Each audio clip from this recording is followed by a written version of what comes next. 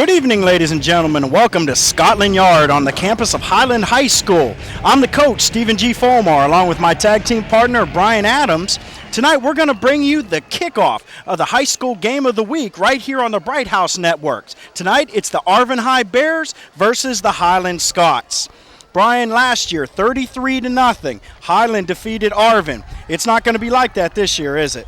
No, it's not, because Arvin definitely has something to prove. Anytime you get blanked in the first game, and you know it's the first game of your next season, you're going to come out with all guns firing. And with 22 returning starters, they have a good start. Because with the young Woolwich players of the game, players to watch, they have two special players on offense. That's Jose Tamayo at quarterback, who also threw over 1,200 yards, but also Hector Velasquez. He's the running back. He's the man at 255. He's looking to get more than just 12 touchdowns this season. On top of that, you have Mike Venegas. I think Mike Venegas is going to be a big key tonight. This kid's a wide receiver, strong safety, but he's a big kid. When we saw the scrimmage last week, Venegas had some great grabs going up over the DBs, and as a defensive back, he's a hard hitter. He brings it. Now over to the other sidelines, and ladies and gentlemen, let me give you a picture. Imagine that the quarterback forgot his helmet over by the water bucket, so he's not even on the field. You've got two running backs and two running backs. That's it. That's the single wing offense. Brian, there's no quarterback.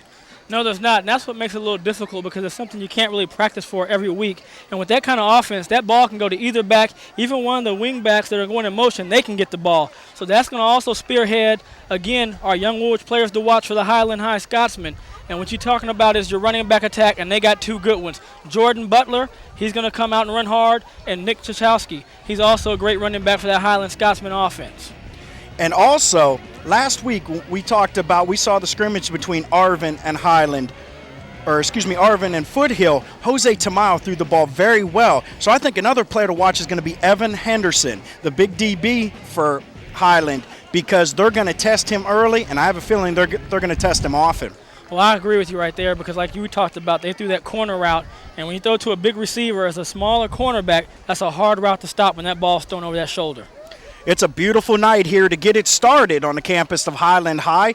Our kickoff for the Bright House Network's Game of the Week. We're going to be here at 10:30 p.m. every Friday night for the next 10 weeks? 10 weeks and then plus playoffs, so we're hoping we get a full load and go all the way and see a Kern County team win that CIF title. I'll second that. Earlier tonight, we got a chance to talk to the head coaches about some of the key points going into this game. I talked to Arvin head coach Edgar Mares about how last year nobody gave this team any credit. They were predicted to go 1-9. Instead, they finished 5-5, got themselves into the playoff before losing a tight game in overtime to Dinuba. Coach Mares knows that his team isn't going to be able to sneak up on people this year. Our questions tonight with Arvin Bear head coach Edgar Mares. Edgar, in the local newspapers and other media, you've talked about last year nobody gave you much credit, so you were able to sneak up on some teams. This year, you're probably not going to be able to do that. People know Arvin's going to come to play. What have you said to your team to let them know that they're not going to be able to sneak up on people? Well, we've had a good offseason. It starts in the offseason, and we've prepared enough in the offseason to be ready for that challenge. We know we're not going to be able to sneak up on anybody, and we're going to take it game by day and hope to improve from there. Coach, first game of the year. How important is it to set the tone for the 2004 season? Well, you want to leave an impression not only with the league, but you want to give confidence to your team. So it's very important to start off on a good note, and Highland's going to be a good matchup for us, and we hope that we have a better outcome this year. Last year, 33-0. Things started off poorly for you, but they only went up from there. Is it a revenge factor, telling your guys, let's get revenge on them, or is it a completely new slate where you're just trying to start off the 2004 season right? I wouldn't say that Highland alone is a revenge factor. Our model this year is unfinished business, and we feel that last year we let some games kind of slip away. Highland is one of those games where we just didn't play very well, and they took it to us. Give them all the credit in the world for that. But games like East High last year and Tehachapi, where we were right in it, we didn't get the job done there towards the end. So this year we've really focused on that being our motto, which is unfinished business. So we're ready, hopefully, this year to finish strong. Coach Mares, thank you for your time. Thank you very much. And there you have it, straight from the horse's mouth when it comes to the Arvin Bears. Now, a problem that we heard about just yesterday was Jose Tamayo, the starting quarterback for Arvin, had some kind of rules infraction with his squad, so he won't be starting. How is that going to affect them, Brian? Well, anytime your senior quarterback and he's the leader of your team is not out there for, especially the first game of the year, for the beginning of the game, has got to set you back a little bit. But again, they have Velasquez as the running back. I think they have to hold to him until Tamayo comes in. Now, on the other side, the Highland Scots head coach Cliff Bolton. Last year, they had a team that was just devastated by injuries. I talked to Coach Bolton before the game tonight and got his opinions on the injury situation. Coach, last year after a successful start, your team was decimated by injuries. How important is it to make sure that you start this season and continue the season healthy? Oh, it's important. I tell you what, Steve, last year we started pretty good, moving the football and lost a couple of key running backs to some ankles. And they were pretty severe, so we lost them for a long time and just couldn't get that run game going. For us, it's important, as we've talked before, we've got small teams out here. When you lose a couple key kids, it's tough. So for us this year to stay injury-free is going to be a big deal. As we talked before, I took the team up last week. We went up and scrimmaged Central, who is just a Valley powerhouse, and Hanford, who's I think is going to probably win their league this year. And we got out of there no injuries, and so that tells me our strength program is getting better. We came back unscathed with the exception of one injury. That's going to be critical for us, and I think we're going to be all right this year if we don't get any injuries. Coach, we talked the other day about how numbers are up in all aspects of your program. Right. How important is that to starting the proper tradition here at Highland High, knowing that you're getting more and more kids into your program? Well, first of all, we treat kids good up here. I mean, we're pretty old school disciplined, but we love these boys and we love our school. And I'll tell you what, it's been awesome with the numbers up. They're the biggest we've had. We're right now having to put in another shoulder pad order for some of the lower levels, and what a problem to have. I'm excited that we're out of gear right now. So for us, it's big because, as we talked before, I can't have teams of 25 and 26 kids and 6 and 7, 8 kids going both ways. It's just tough to win like that. So with our numbers getting bigger and our lower levels feeding us some good kids now, I think we're going to be all right here in the next year or two. Well, now, Coach, the Four Horsemen played without shoulder pads, so you have to mention that to your guys. Okay. Coach, last year you started off with a big win against Arvin. How important is it to get the first win of the year at home to setting the tempo for the 2004 season? Oh, Steve, it's big. Anytime you can win your first game of the year, it gives you a great springboard for that second game. And last year was good for us, and then the injuries happened. This year, we need to come out here to Scotland Yard, play hard, get this W tonight, and then get ready next week. But I tell you, it will be great for us to get one here tonight, and I think our kids are ready. I know they'll play their butts off for us, and so we're excited to get this game going, to be honest with you. All right, now we're headed back to Scotland Yard. I want to thank head coach Cliff Bolton. Now back to the field. Game of the week on the Bright House Channel, Channel 21. So it's all settled. I'm the coach, Stephen G. Fulmar, along with my tag team partner, Brian Adams, and we're at Scotland Yard at Highland High School to bring you the Arvin High Bears versus the Scotland High Scots. Brian, it's a beautiful night for football. Yeah, it is. It's cooled off kind of nice right here. We got a good breeze coming in. The heat shouldn't play a factor tonight. It's not really hot, so we shouldn't have kids really getting out dehydrated and losing hydration. We take a look at our officials on the field here as we're getting ready to go. That's your Arvin High Bears coming onto the sidelines here. Now we want to remind people at home that last year, if you don't remember, Highland 33, Arvin High, nothing. So you got to think that it's going to be a little different this year. Oh, it's got to be, Steve. And one thing's got to be on your mind. I know coaches say every year is different, and it is different personnel. But those coaches and those kids that played did not forget that 33-0 game. And I think they're going to come out with something to prove tonight and build on that momentum that you talked about earlier to end the season. We're taking a look here now at the Arvin High bench. And this group, like I said earlier, I was at their scrimmage last week against Foothill. And this is a lot different team than we've seen in the past. This team is deep with 22 seniors. Yeah, it is. And like you talked about when you saw them, their ability to throw those corner routes and throw the ball with Velasquez running is going to be a test for the Highland Scots tonight. And, Steve, one guy you got to look out for is Caleb Bolton, Coach Bolton's son, number 20 out there. He's a game breaker. He's probably one of the few kids out here on this field that can go the distance at any time. Well, it's interesting you say that because I talked to Coach Bolton both last week and today. Caleb actually had some damage done in a scrimmage last week. He got hit in the mouth as we have the kickoff here from the Arvin Bears. Highland takes it. He's going to get back to about the 30-yard line, and he's brought down. We're trying to get a number on him there. That's number 21. And that's going to be Evan Henderson, the running back. And when we talked about in the pregame here, this is going to be interesting for some of you folks that have been watching college football or something, because if you haven't seen the single wing offense, it's a treat. No quarterback, 2 running backs. You don't know who's going to get the ball. As you take a look now, the man in the back there is number 5, Philip Rivera. He pitches to number 20, Caleb Bolton. No, I take that back. That's Philip Rivera. See, it's even got us confused up here. You never know where the ball is going. That was Caleb Bolton, number 20, running around the outside. He did not have the ball. Number 5, Philip Rivera had the ball. It's going to be 2nd and 7 for Highland. We're just underway here at Highland Field. The Arvin High Bears, the Highland Scots. No score yet with 11:28. Once again, the snap there. They snap the handoff again. That's the big fella, number 33, Nick Shakowski. He's going to get 1, maybe 2.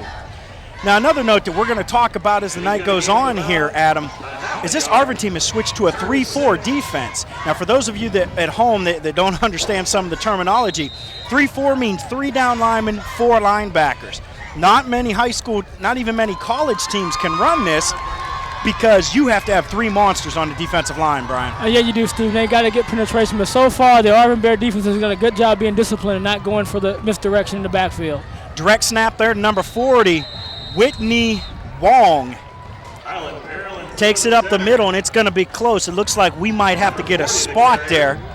Take a look at our crowd here at Highland High. And he does indeed get the first down as we take a look at the K-Pasa replay. That's number 4, Whitney Wong, taking it up the middle, and he does indeed get the first down. First down, Highland at their own 39-yard line. Come out in a single wing formation. Whoa, a little bit of everybody moved there. And that 3-4 defense, all 3 came across the line. That's going to be, I think that's going to be a offsides on Arvin. Yeah, so, I agree with you, Steve, on that. And they're going to move that ball back. And that's one of the things they're going to have to get. They're going to have to get some penetration on that single wing, because if they don't, they're going to have all type of time and day to make those little misdirection handoffs and hand the ball off, and you'll see somebody break a big one. And I expect to see that from Arvin also. In their scrimmage last week, they did a great job of going on the 2nd and 3rd count. Oh, and then they go and do it again. That's 10 yards free. That's number 55 for Arvin, Alfonso Valencia, a little too anxious to get himself in on that play. And that's going to be another first down for Highland. And head coach Edgar Mares doesn't want to give up too many first downs like that. No, he doesn't. But one thing we're going to see in these early games, we're going to see some penalties, a little bit of nervousness and just a little bit of not being sure about yourself early on in the season. A deep snap there, this time to Caleb Bolton. Bolton does a good job, takes it up inside. And looks like he's going to pick up about 4. And for the first time tonight with 10-10 left to go in the first quarter, Highland is into Arvin Bear territory. Yeah, you know, and Caleb, he does a good job, like you said, Steve, of following his block. He's real patient here. As you see him come out to the right, he's not looking to bounce it. He's going to cut it up. That's just following your coach's instructions. And when your coach is a dad, you better follow instructions. Find yourself grounded for your play on the field. Second and about 6 here. Again to Bolton. Bolton's going to drop back to throw. Oh, my goodness, blown coverage. And that's going to be number 84, Ryan Underwood, into the end zone for a touchdown. Blown coverage there as Caleb Bolton finds number 4, Ryan Underwood, for a 46-yard touchdown pass. And Brian, somebody was keying a little too much on the run there. Yeah, they were. And one thing you got to have when you're a defensive back, you got to stay with your assignment. You're a defensive back, you just defend the secondary. Keep the receivers in front of you. As we see, there's now a defensive back in sight. And the one thing they did is they came up right there for that run, like you said, Steve, and they paid too much attention. They got beat by the big play. And what a play as a sophomore. Your first game, you throw a touchdown pass in the first series. We want to thank K-Pasa for sponsoring our replays here on the Bright House Networks. And now The kicker for Highland. Woo, good rush by Arvin, but it's not enough. Number 30, Chris Head with the extra point. And it's starting off like last year, Brian, as Highland takes an early 7-0 lead with 9:37 left in the first quarter. You know, Steve, one thing I'm liking right now about Coach Bolton's offense is he's looking to attack. You see right here on the K-Pasa instant replay of the field PAT, and it's right down the middle. But he's looking to attack. You know, sometimes these single wing offenses or these wing T offenses, they're not really looking to attack in the air. But Bolton's showing you right now, and he's sending a message to everybody else. He's going to go for you on the ground and in the air. Now it's going to be interesting to see how Edgar Mares, Arvin Bears, react here as we take a look on the sidelines at the Arvin Bear coaching staff.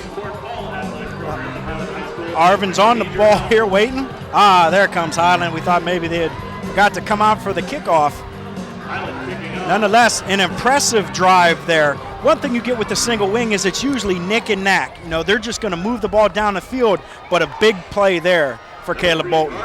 Yeah, like I said, I just think that's a great job of the coaching staff, you know, realizing these guys are coming up on that run early and making the adjustment in the first series. That's a great job by the coaching staff. Now it's going to be interesting to see if that happens again or if Arvin gets wise to it. Chris Head is ready to kick the ball off for Highland from the 40-yard line. The kick, and it's a good one. It's going to be returned by, looks like number 19, Eric Pantoja. Pantoja around the outside, scoots past one guy, and he's down at about the 44-yard line. I'm sorry, that's number 12, Edgar Sanchez. And he is a senior wide receiver, defensive back, and a great job for Sanchez there as we take a look at our K-Pasa instant replay. And Sanchez does a great job at getting up into the blockers. He set a nice wall, he gets to the outside, and right here looks like he almost has a chance to go, but a good job right there to stop him from going out the distance. And we're taking a look here. I can't see what our number is. Apologize to everybody at home for the numbers. We don't have spotters like John Madden does. The first play is a handoff to big number 2, Hector Velasquez, and that's the problem there with Velasquez. Velasquez is a big guy. It takes him a little bit to get going. You're right, Steve. And the one thing he did on that when he went east-west, he has to stay north-south. And north-south meaning he's running straight ahead. You want to get a big back like that going straight ahead, attacking the line, and using his size and strength to push over linebackers and linemen and defensive backs. He actually loses a yard there. It's going to be 2nd and 11 at about the 43-yard line for Arvin. And I think Jose Tamayo still not in the game. Alex Flores is your quarterback. Flores hands off. As we said earlier, Tamayo had an unspecified rules violation, so he didn't get the chance to start. Coach Mares says we will see him tonight, but he is not starting. So in his place, Alex Flores, the junior, and we're just looking at a dive play right there to the fullback on the K-Pasa instant replay. And that got him back in with about seven yards away from the first down. That's a lot better than 3rd and 12. And it is 3rd down once again. Ball at about the 47, about 3rd and 7 now. They come out with I-backs. One receiver on each side. Can't see who the quarterback there is Robert Duran. Gets the ball, number 20. Excuse me, number 4. Well, I still can't see who exactly got that ball. We'll try to check out on the K-Pasa instant replay. As I said, John Madden at least has spotters up in his deck. We're up on top of the press box here, so it's a little difficult. Nonetheless, Arvin does not pick up the first down. They actually lose yardage, and they're going to have to punt now. High snap. Good punt by number 4, Matthew Soto. And a fair catch there by number 31, Adam Lamucci, the senior wide receiver for Highland. So Highland will get their second drive of the game here. Ball placed right on the 30-yard line. It's going to be 1st and 10. Your Highland Scots have a 7-0 lead with 7:28 left to go in the first quarter. The Arvin High Bears, as of yet, to get a first down. You know, Stephen, they got great field position set up by the defense. You get a big sack in the backfield, and then you fair catch the punt. You field it safely, and you're on 30 yards. Good field position. Again, a snap to Caleb Bolton. Bolton drops back. He gets decked as he throws the ball. And he's got, oh my goodness, and that ball is dropped. They're calling it a catch, Steve. They're calling it a catch. Oh, yes, they did. Adam Lamucci. We're going to have to check out our K-Pasa instant replay there because I don't know if he got 2 feet down before he dropped that. There you see Caleb Bolton on our K-Pasa instant replay. Good throw by Bolton, and he got hammered by 3 Arvin Bears. Gets the ball. Ooh, Wow, that's close there. That's close, but there are no red flags to throw out here. No, there's not. And you know what? That was a great throw over that outside shoulder of that receiver. Really impressed right now. The draw or the counter inside to number 33, and he's got lots of running room. One man to beat. That is number 33, Nick Shakowski, with a great run up the middle. Finally brought down by Alex Flores. And right here, Steve, on the K-Pos instant replay, we're going to see Chakowski coming back underneath on that misdirection counter. But look at the room he has to run, and he's just one guy short of going the distance. But they right now have the Arvin Bears off balance, and the Arvin Bears are calling timeout. They got to settle things down.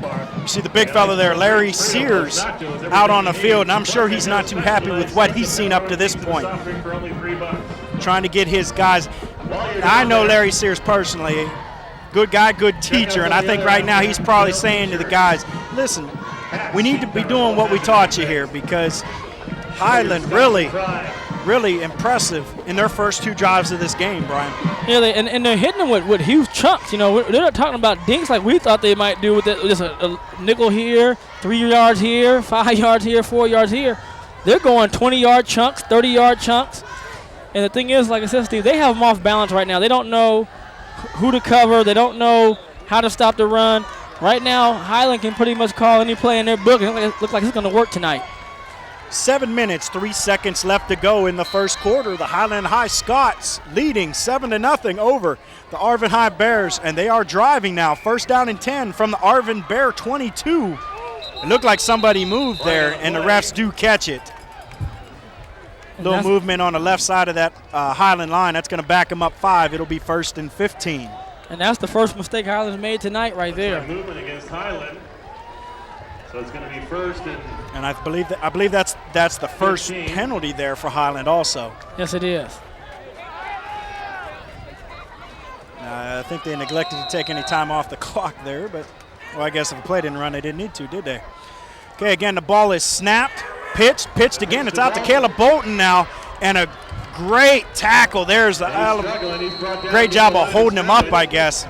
That's number 21, Jose Diaz, the senior from Arvin. Came in, and if you can't make a big hit, then that's what you do, isn't it, Brian? As a DB, you come up, hold on to him, keep him from going anywhere until the cavalry arrives. And you're exactly right, Steve. Nothing's worse than see a defensive back come up, try to lay that big hit. It makes the pad go clack, and the crowd goes, ooh, but the running back's still going. Or the receiver's still going. You wrap them up and you hold on, like you said, till the cavalry comes. They lose about a yard there. It's going to be 2nd and 16 now for Highland. And they are back in their spread formation now. Now there actually is a quarterback. Bad snap there. They try to draw. That's number 5, Philip Rivera. Now we saw this guy out in pregame warm-ups in their spread offense where they actually do bring in a true quarterback, Rivera, the junior, for Highland. Yeah, and that's one of the options that we saw they had. You know, they're able to really mix it up. They can stay in the wing, or they can go out and they can spread it out and try to pick you apart. But great call on defense from Coach Sears of making the adjustment, calling a timeout, and slowing down the momentum. Again, they lose yardage. It's now 3rd and 18. Bolton drops back. He's going to get a chance to throw, and he decides to take off. And a good job by Arvin linebacker. That's number 55, Alfonso Valencia. Excuse me, that's defensive lineman, the senior for Arvin, makes the tackle.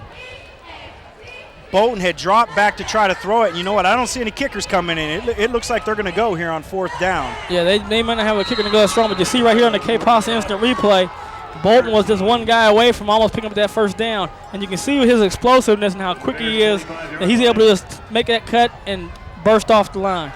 4th and 20 now. Bolton and number 5 snaps it. The ball's in Bolton's hand. Bolton throws it. And he catches it, but he's going to be short of the 1st down. Oh, no, they're going to say incomplete. They're going to say he was out of bounds. That's number 31, Adam Lamucci, who tried the catch, did not get his feet in bounds. Even if he had caught that, Brian, it's not a 1st down. Yeah, he was short. And that's the one thing, you know, when you're going for it on 4th down, they say 3rd down is a sin to come up short of the 1st down marker. But on 4th down, that's a double sin right there. Yeah, Caleb Bolton there for Highland Didn't have anywhere to go with the ball. Saw a green shirt, tried to get it to him, and is unable to do so. So Arvin back on, and we're going to see if they can't get something going here at their own 25-yard line. And that's still number 8, Alex Flores, the junior, in at quarterback. Jose Tamayo still out suspended. We'll probably see him in the game. He gets it out to, that's the big man. I can't see a number on him. Was that number 2? Oh, that was number 2. That's a load there. A couple guys got hands on him. They couldn't bring him down. That's Hector Velasquez, the senior. And boy, when he gets the ball, Brian, that's a truck. On the K-Pasa replay, you see right here, now, once he gets his shoulders going straight ahead, now he's a tough load to take down. It takes 3 or 4 Highland Scotsmen to pull him down, and that's what he has to do. He has to get going straight ahead. Picks up 7 on that one, out to about the 33. It's going to be 2nd and 3. They come out in a strong formation there. Again, the ball goes to Velasquez, and again, Velasquez up the middle.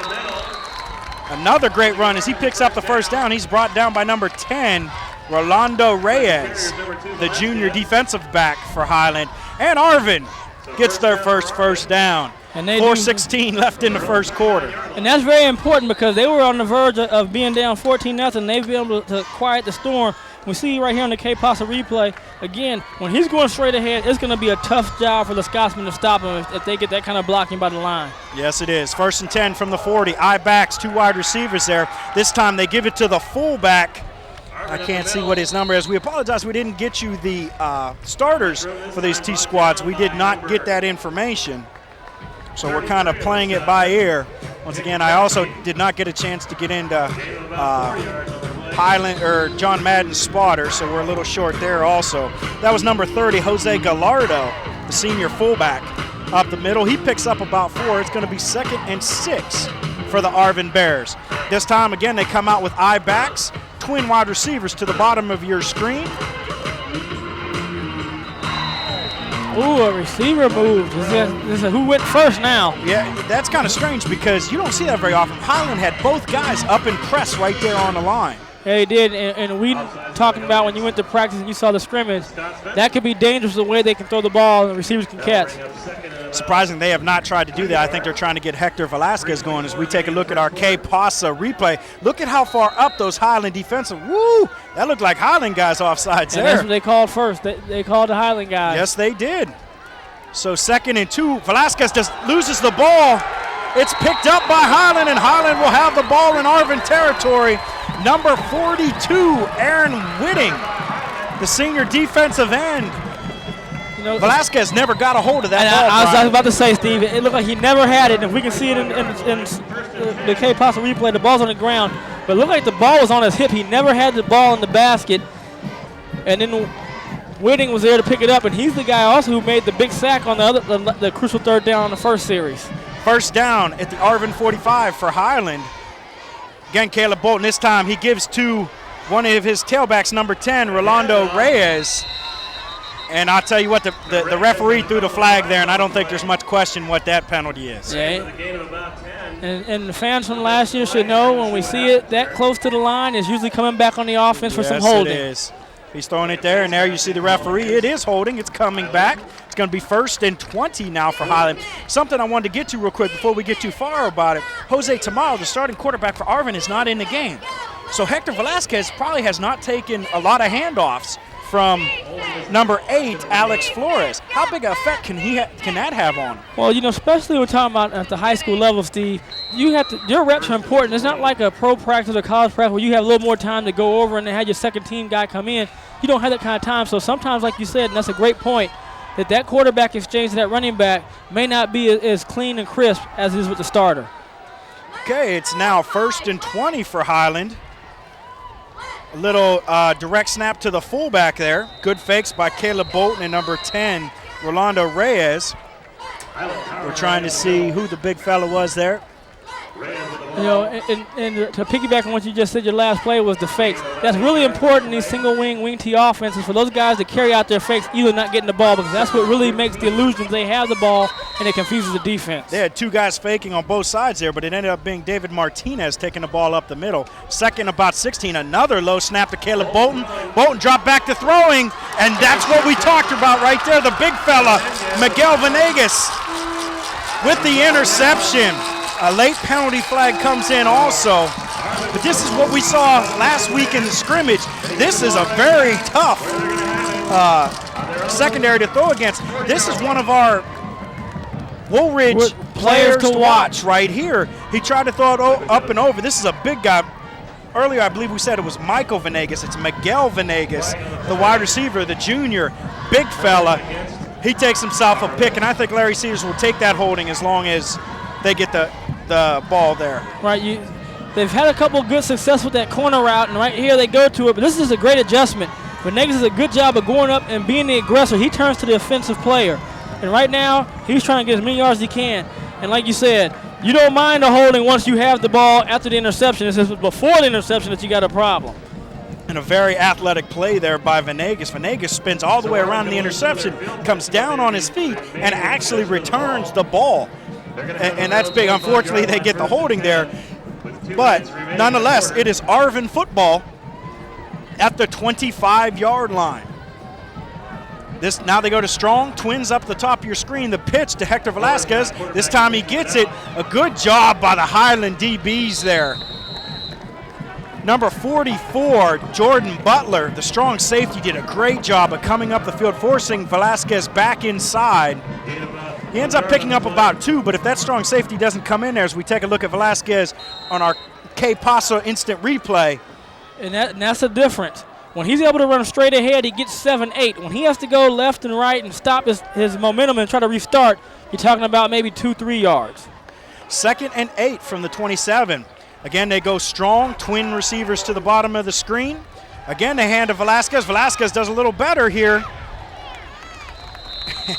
There's a whole lot. The green wave comes across him there, pulls him down. And that's how they're going to have to tackle him all night long. They're not going to be able to tackle him one-on-one many times. They got away with it early in the game. But when he gets running like that, they're going to have to team tackle. They're going to have to gang tackle him. Like you say, the green wave has to be there, 4 or 5 guys. Take a look in our K-Pasa instant replay. And a great shot by our cameraman right there. You see it. Number 33 there, Nick Shakowski. He does it on offense. He does it on defense. That's a great job getting in there. It's now 3rd and about 5. 2 tight ends, single back, 2 wide receivers. Flores drops back. Now this is the backup quarterback, remember. He's got room to run. Instead he does not, and he gets decked. That's big number 33, Nick Shakowski. We've called his name quite a bit, both offensively and defensively. And that's a great play by the quarterback there, because he's able to see in the K-Pasa replay. He doesn't have anybody open, so Alex Flores keeps the ball. He's going to fake a couple times, and yeah, he takes a big shot by Shakowski, but he picks up the first down and keeps the chains moving. Great hit there by Shakowski, but like you said, Flores picks up the first down. It's first down, 1st and 10 for Arvin. This is probably the last play of the first quarter. 2 wide receivers to the top of your screen. There's a flag on the field. I don't think they got the ball off in time. Hector Velasquez around the left side. He's got 1 man to beat on the outside, and he's brought down. We're going to see what the penalty is. He's tackled by number 31, Adam Lamucci. In the backfield. Okay, 5 seconds left on the clock, so we're going to see what the penalty is here. And it looks like the Arvin Bears are walking backwards, so I think it's going to be delay a game. That came out before he even snapped the ball, so I would say unless Looks like a legal procedure against Arvin. It's going to be a legal procedure. They might have had an illegal formation or something. Yeah, but the clock shouldn't have, if there's a legal procedure, there should have been a dead ball penalty. And he might come off and say reset the clock. You see the referee coming over to the sidelines here, talking with head coach Edgar Mares and his quarterback Flores there. You see a good shot of Flores there. Once again, Flores is the backup. Starter Jose Tamayo out for unspecified rules violations. Now, we might see him going into the second quarter. Head coach Edgar Mares said that it would not be a full game suspension for him. But Flores has not done a bad job here early on. No, he hasn't. And what he's done, what any backup player should do is not let your team get out of it. He's kept his team in the game, and that's what he's supposed to do. And there you have it. That's the end of the first quarter. As we've got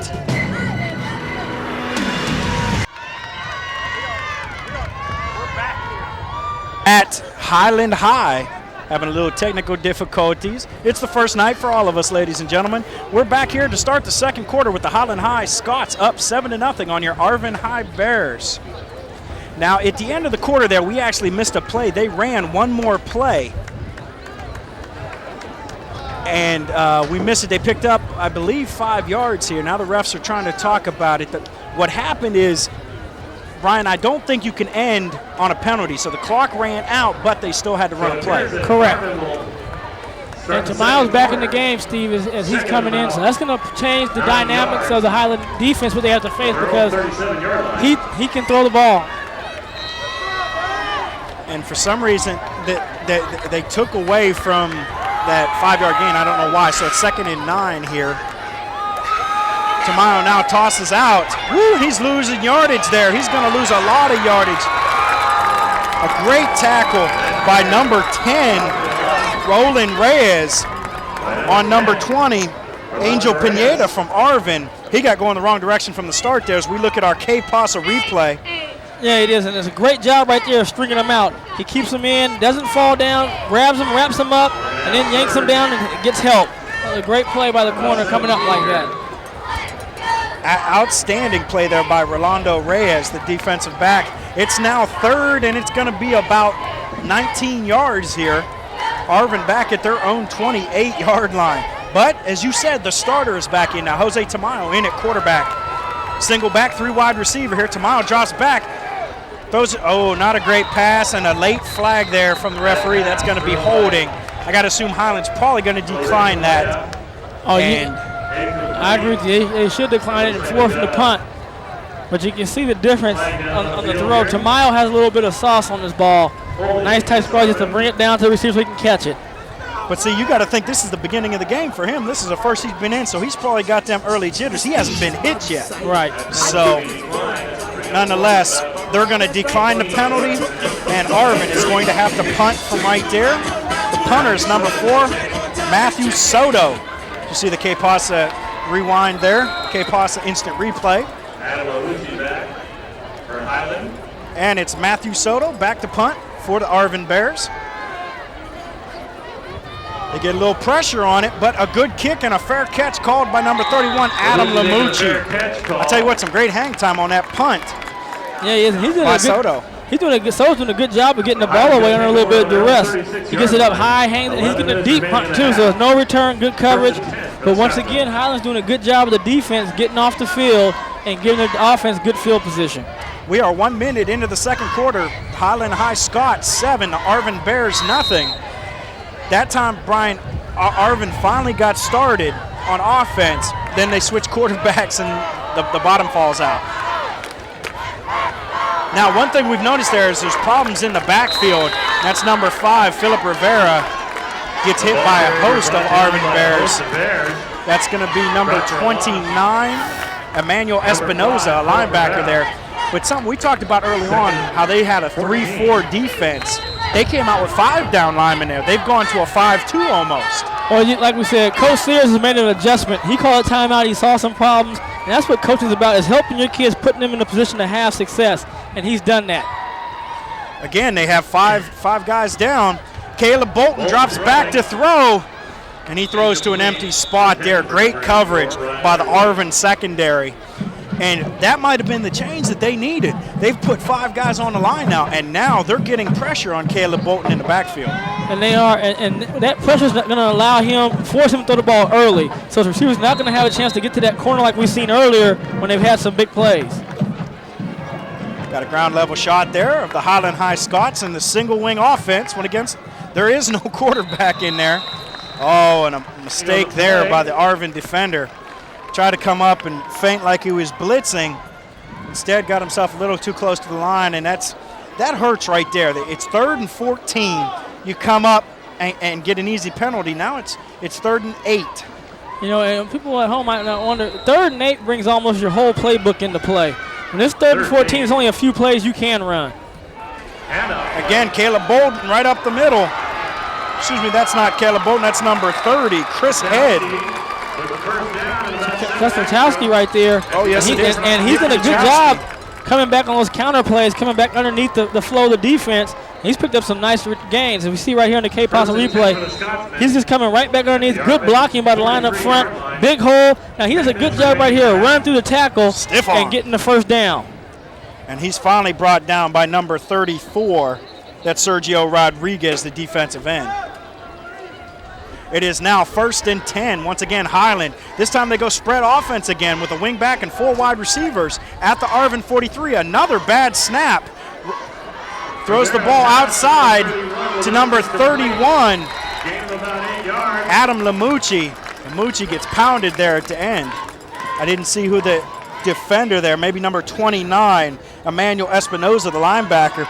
You see, once again, the ball very low on the ground to Philip Rivera. Rivera throws it outside to Lamucci. Lamucci with a great job. Picks up about 7. Oh, and a big hit. And that is number 25, Carasso Naberto. 2nd down and about 4 again to Caleb Bolton. Bolton trying to get to the outside. He will pick up the first down, however. Pickup of about 5. He's tackled by Jose Diaz. 9:06 left to go in the first half of tonight's game, the opener of the Bright House Network's high school game of the week. It's the Highland Scots 7, the Arvin Bears 0.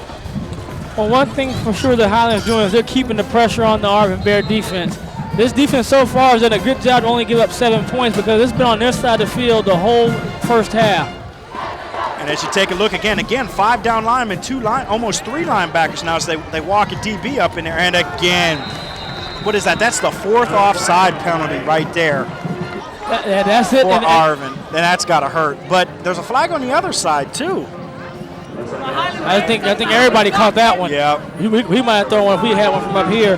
But one thing, Steve, you know that receivers and D linemen are taught to go when the ball moves. And you see right here, we're going to see him come across on the K-Possum instant replay. And you got to go when that ball goes. Caleb Bolton that time hands off to. That's Nick Shakowski. He picks up about 3. Oh, no, he picks up 5. My apologies. Clock continues to run now. No, I was right the first time. He picked up about 3. That's what I get for listening to the public address announcer. It's 2nd and about 3 now. 4 men down now for Arvin, and again they jump off sides. I'll tell you what, it's almost a case where you got to get these guys out of the game or something. And that's Velasquez, and I think he took Valencia's place. So, you know, when your backup comes in and does it, again, receivers and defensive linemen, you don't move till the ball moves. I don't care how many times the quarterback says hut or whatever color. When that ball goes, you go. And these offsides, that's 5 now. This is really hurting this Arvin Bear team. They're playing pretty good defense. 1st down and 10 at about the 17-yard line of the Bears. Snapped up to the middle to number 5, Rivera. And he's brought down after an elongated fight, Philip Rivera. He's listed as the quarterback. They might have lied to us and actually be playing a quarterback, and he's not. You can take a look at the K-Possa. It comes right to him. He fakes the handoff, and he keeps it on this one on the K-Possa instant replay. This is a good job just pounding straight ahead and picking up about 4 or 5 yards. And here we go again. Arvin takes a timeout. They want to talk to their defense. That's Little Sears there, the son of Larry Sears, who's actually, along with his dad, defensive coordinating. You see they're a little exasperated here. There's 7:44 left in the first half. The Highland High Scots 7, the Arvin Bears 0. Taking a look at this nice Bermuda grass out here at Highland. I don't know what the field is called other than Scotland Yard. And, you know, and you can see why the coaches they're animated right now trying to talk to the players and pump them up. But you think about the ball's on about the 13-yard line, but they gave up 10 yards in penalties, you know, back to back. So you just can't make those kind of mistakes when the ball's in your zone they're attacking. You got to be disciplined. And you know, it's early in the year. You gotta do what you've been taught all summer long and all preseason, your workouts. Right. 2nd and 6 now. Like you said, the ball is at the 13-yard line. Highland into Arvin Bears red zone. Rivera takes the snap, hands off, pitches again to Caleb Bolton. That was 3 pitches there. Bolton reverses field, and that was a mistake. He's going to lose a little yardage there. A great play by number 29, Emmanuel Espinoza there to stay true. And number 21. Great job. And see, that's what we talked about. Caleb Bolton there. You see the K-Pasa instant replay. Tries to go back the other direction. And great pursuit there. You see Diaz on top. And number 29, Espinoza. And that's what you do when you have a good defense that plays disciplined ball. It's hard for a guy like Caleb, who's great at doing those kind of plays, to do it, to turn his direction around and make a big play. 3rd and 10. Espinoza, Rivera throws it, and he catches it. Touchdown, number 31, Adam Lamucci. When he threw that ball up, Adam, I didn't think it had a chance. That was a rainbow there. But I guess that's why Philip Rivera is listed as the quarterback. And right there, he just hangs it up on the K-Pasa instant replay. And I thought for a second the defensive back had a chance to make a play. But Lamucci does a good job of turning around and being the aggressor and gets the touchdown. Now trying to make it a 14-point lead here for Highland. Again, Arvin with a whole truckload. And Chris Head misses the extra point there. Arvin had about 6 guys that got close to that ball. Head misses it, and with 7 minutes left to go in the first half at Scotland Yard, it's the Highland High Scots 13, the Arvin Bears 0. So we take a look at our K-Pasa instant replay. And it just like the ball's just, that's close. It's close, hard to see from the angle. But Coach, you're in the Arena League. You know how critical it is to have those extra points made. That could be a play that comes back to haunt the Scots. It could, but I think at the high school level much more, with the exception of maybe Arena. And our kicker, Brian Walker, doesn't want to hear this, but the percentage isn't near as high. You're talking about a 9-foot goal compared to what's the outdoor, 30 feet or 40 feet or something like that. I mean, it's a ways. So you have to plan for some of these guys. Most of these guys are not true kickers as they are, once you get to college. Right. Or Chris Head is actually a wide receiver defensive back. He probably just has the strongest leg on the team. I don't want to make excuses for him because any head coach that gives a young man the ball and says kick it expects good things out of him.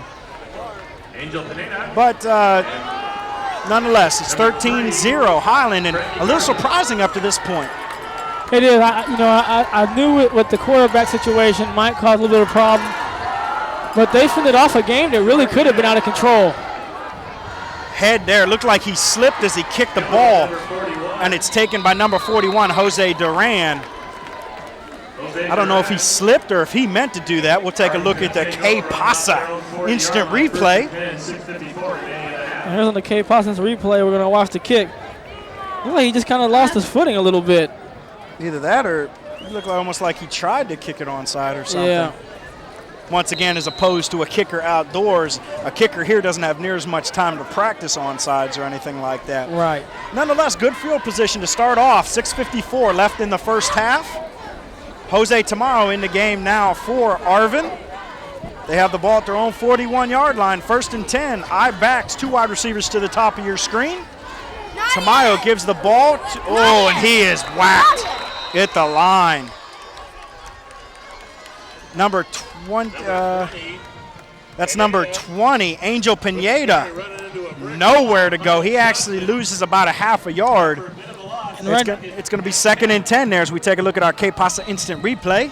And we have Velasquez leading up from the fullback spot. He was leading the block, and Pineda didn't get close enough to him and got kind of blown up right there.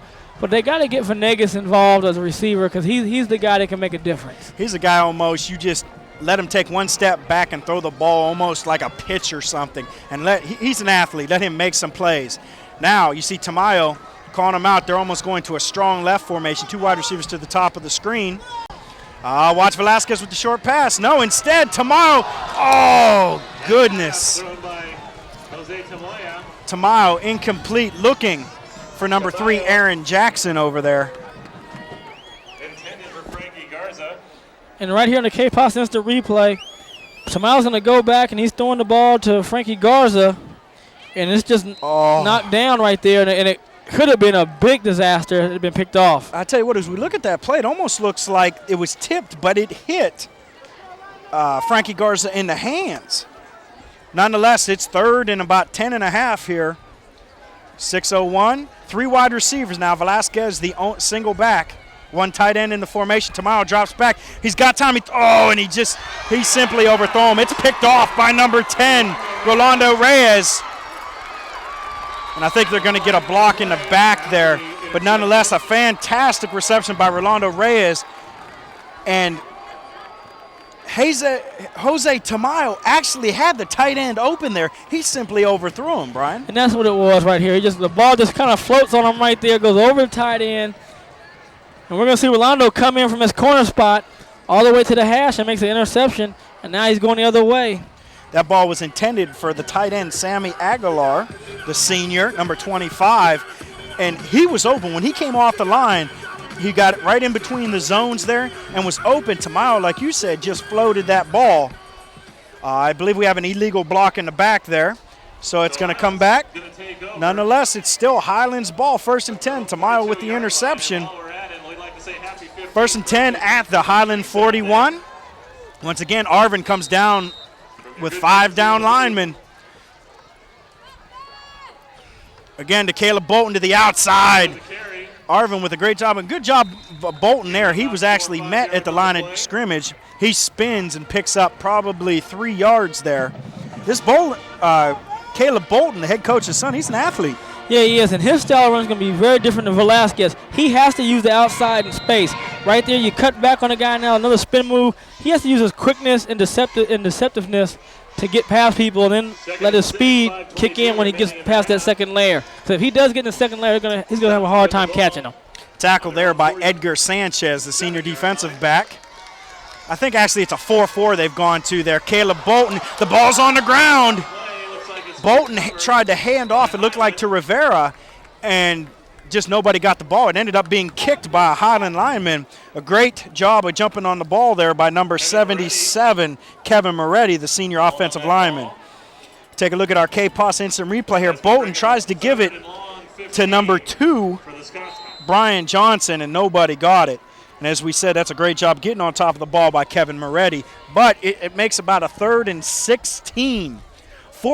About 4:35 left in the first half here. The Highland High Scots 13, Arvin High Bears 0.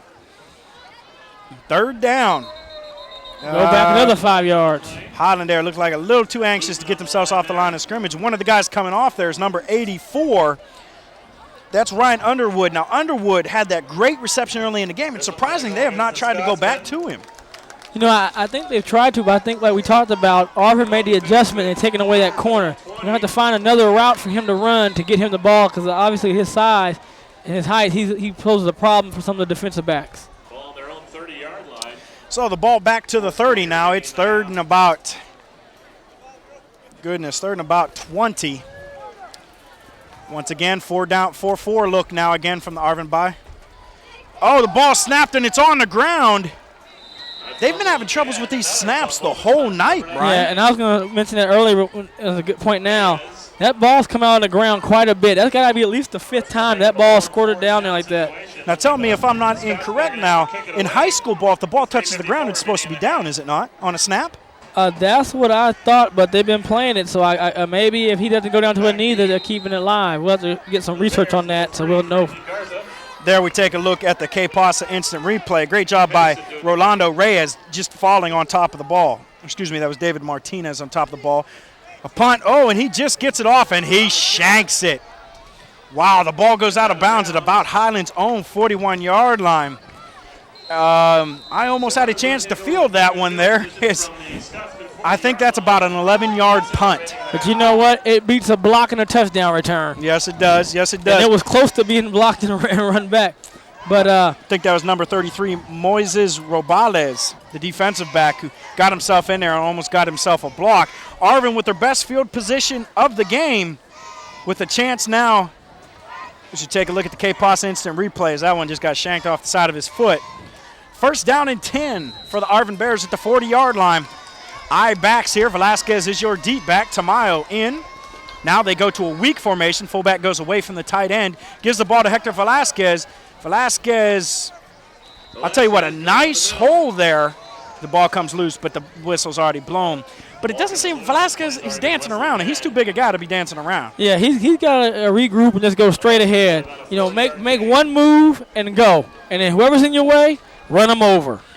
And I'll tell you what, for dancing around, Arvin's line is doing a good job opening holes for him up to this point. They have just got to hold on to the ball and keep knocking out 3 or 4 yards every time. And I still like to see Venegas get the ball. He has a matchup over here where I think he can win. Okay, 2 tight ends. Velasquez now comes out into the slot. 3 wide receiver. Play action pass. Tamayo's got the ball. Throws it underneath. A great job of Velasquez. Comes over the middle. I'll tell you what, I don't even think he was the intended receiver. I think number 5, it couldn't have been 5. Tamayo threw it. I mean, if we got the replay, hopefully we'll be able to see it. And we'll see right on the K-Pasa replay. Good play action right here. He's going to roll out to his right, to his strong arm, which I like. Now he sets up. And he throws the ball. Now, there was an Arvin receiver standing there. There it is, number 3. I think you're right. I think he had 2 guys almost in the same area. And Velasquez did a great job just going up and catching it with his hands. Yeah, Velasquez says, I'll take that. Now he gives the ball to Velasquez again, and he goes in untouched. And Arvin finally gets themselves on the board and cuts the Highland High lead to 13-6. A great run there by Velasquez. And once again, the Arvin Bear offensive line with a huge hole there. I think I might have been able to score that one. I don't know about that one, Coach, but it would have been close. But one thing about it is he ran different. Maybe that catch got him going, but he ran that one with a purpose. He sees that pay dirt, he wants to go for it. He's a kid with 12 touchdowns, so obviously he knows what to do when he gets close. Yes, he does. And number 21 now, Jose Diaz trying to make it a 6-point game. The pitch, Diaz with the kick. It is a strong one as it hits about 3/4 of the way back on the track. And your score is 13-7 with 2:21 left to go in the first half. We're going to try to get the K-Pasa instant replay here. Here's Velasquez going up the middle. I guess he does get touched, but it's not enough. He gets touched quite a few times, but it's still a pretty touchdown for Hector Velasquez. And like you said, there was no dancing there. No, it wasn't. I mean, you brought it up. That's what he's been doing. But on that run, he got it. He made one move, and he ran hard. Big Hector. And if Hector runs like that on the 30 of his own 30 when he's going forward, then it's going to be a tough night for Highland in the second half to stop him. But if he keeps dancing, he's going to give those smaller guys a chance to make plays on him. Good grief. He's big enough there to be the defensive end. But when you got a big guy like that, and like we talked about earlier, you get him moving in the right direction, that's a load. That's not like Caleb Bolton where you might be able to get him with a shoestring if you're fast enough to get him, because Caleb Bolton is a quick little fella. Hector Velasquez, it don't matter. You better bring your lunch with you. And you better bring a couple guys with lunches, because if not, he'll be running all day long. You see Coach Carlos's pretty head rolling across the screen there. The shine, throwing off our white balance on the cameras. 2:21 left in the first half here. Number 21, Jose Diaz, again, ready to kick off from the 40-yard line. And Arvin High Bears right back in this game. They get themselves a nice little defensive stand. Kicks it off, a good kick. Number 21, it's dropped by Evan Henderson. And a great job by the Arvin defense. Woo, there was about 5 guys that got in on that play right there. That's a great job of swarming to the ball, Brian. And Steve, you're right. That is a great job. But one thing, when you're a return man and you drop that ball, and your wall has gone away, that's the most lonesome feeling in the world in football, because you know it's nothing but hard hits coming to you. We take it to K-Pasa instant replay. Muffs it, grabs it, picks it back up, but by then the damage is done. He almost looked like he wanted to throw it. Look at him. Uh-oh, yeah, I don't know where to go. Down. But you see, there's no line, there's no wall of blockers in the pitcher till now, because they got too far away because the timing's off when he muffed it. First down at the 16 now. Caleb Bolton inside with it for Highland. Good little run there. Picks up about 5 yards. It's going to be 2nd and 5 from about the 19. We're now under 2 minutes left to go in the first half. Highland High Scots, 13. The Arvin High Bears at 7. You're listening to the Bright House High School Game of the Week. Well, actually, you're watching it, too, as you take a look at the Sears, Big Sears and Little Sears, the defensive gurus here for the Arvin High Bears. Again, this time they do the double pitch once again, and a great job by the Arvin Bear defensive line. And I'm going to tell you, Arvin's doing a good job. It's really important they don't allow Highland to score. Shut them out, get into halftime 13-7. Who knows? You might get a chance to get the ball back to actually try to take a chance. And Sergio Rodriguez there with the tackle for Arvin. Good job there. It's now 3rd and about 4 from the 20-yard line. And something's going on here. It looks like somebody's got a timeout on the field. Or else there's a problem with the clock. Oh, yes, there's a problem with the clock. It keeps frizzing in and out. Also, they let about 40 seconds run off the clock there. You see on your screen the clock says about 1:13. It should be about 1. Well, they're telling the sideline to back up. Telling Carlos to back up. Nah. And Gary down there, get out the way. Oh, them darn cameramen from Bright House out on the field. That's what it is. Just get the referee a shirt. He'll be okay. 3rd and 4 now. Oh, as you take a look at the Bright House guys down there causing that ruckus down on the sidelines. Now, Coach, if you stop if you're Arvin, do you take a timeout? I think it depends on what happens here. You get yourself a tackle behind the line, I think most definitely. Reyes takes it. Oh, it makes a great move, but there's still nowhere to go. And if they take it, they need to take it right now. And you see the Sears and Mares, everybody on the Arvin sidelines calling this timeout. We're under a minute. The refs are not seeing them, but they do that time. We're now under a minute, 58 seconds. Up here at Scotland Yard, Highland High School. The first game of the year in the Bright House Network's high school game of the week. We take a look at our K-Pasa replay. Philip Rivera took the snap. He decides to just hold on to it, and there's just nowhere to go. Too many red jerseys. And I think that was a great decision to keep the ball, too. I think there are people out there waiting for Caleb to bolt out there. But I like this call, calling timeout, because you almost blocked the last kick. You got a shank on the last one. Put some pressure. See if you can get good field position. Take a chance. It looks like Tamayo throws a good pass. That might have got him jump-started, too, so you got to give your quarterback, your senior leader, a chance. Now, one thing to keep in mind is on 2 times they got backed up deep, Arvin took 2 early timeouts, so they're out of timeouts now. So they've got to try to keep the ball to the side of the field. You see Coach Carlos on the field talking to the special teams. Once again, it's the Bright House High School Game of the Week. The inaugural edition with me, the coach, Stephen G. Fomar, along with my tag team partner, Brian Adams, the KG veteran of this twosome. 58 seconds left to go in the first half. They're going to punt. And that, I believe, is that Caleb Bolton back? That doesn't look like Chris Head this time. It is not. It kicks it, a line drive. They're just going to let it roll. And that was actually number 21, Evan Henderson. They didn't let Chris Head, the usual kicker, after he sank that last one. They didn't give him another chance there, Brian. But you look at the kick, Coach, how they kicked it. They kicked it like they couldn't defend the pressure. It was a quick kick, and I think that's a smart play. You almost had one blocked. You don't want a disaster to happen in the final minute, so you just kick the ball out, no return, and see what the Arvin Bears do. They might just take a knee or they're going to attack. And they got themselves a generous roll there, which backs Arvin up to about their 40-yard line. 47 seconds left here in the first half. The Highland High Scots 13, the Arvin High Bears 7. As you take a look at the score there, you also see the 47 seconds left. They come out with 3 wide receivers here. Quarterback Jose Tamayo, who did not start the game because of rules violations, now in for Arvin. Hector Velasquez, and he's got lots of time back there. He's going to decide just to take it off, and I'll tell you what, he could have decided a little sooner.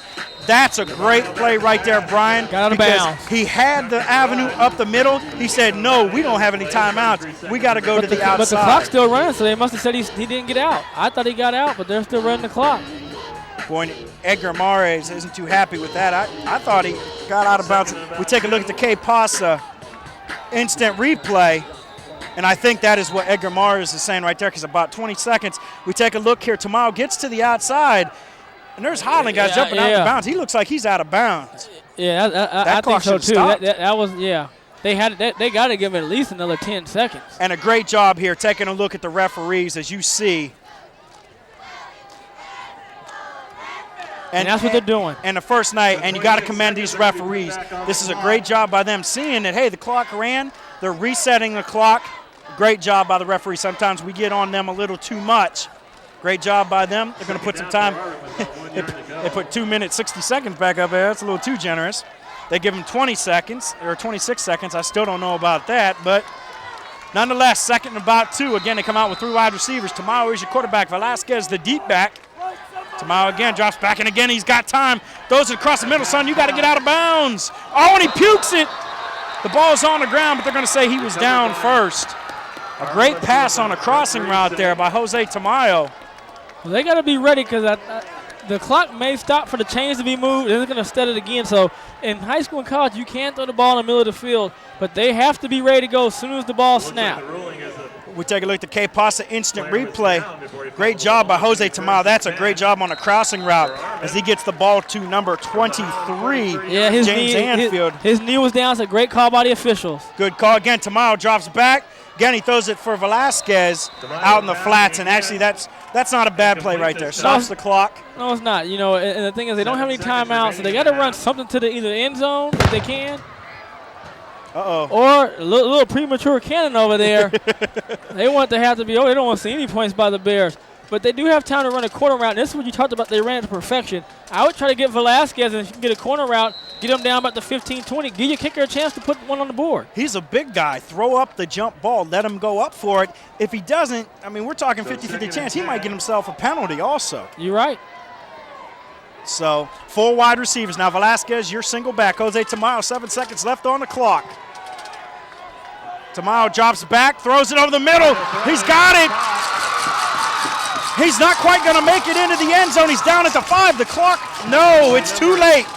The clock runs out. A great throw by Jose Tamayo to number 20, Angel Pineda. Very close to the touchdown, but unfortunately he's run out of time. Now, they did not score here, Brian, but that's got to put a lot of confidence. That's 2 great passes on top of a great play there by Tamayo. And right there, it threw the ball in the middle of the field. It just didn't have enough time, and they're going to run a half. But like you said, it's going to lead something for the second half. They see something they can do, and I think one thing they have to do is keep with their game plan, keeping them off balance, running pass. Nice tackle there by number 10, Rolando Reyes, to eliminate that. We're at the half here. We'll be right back after these messages. Football Game of the Week on Bright House.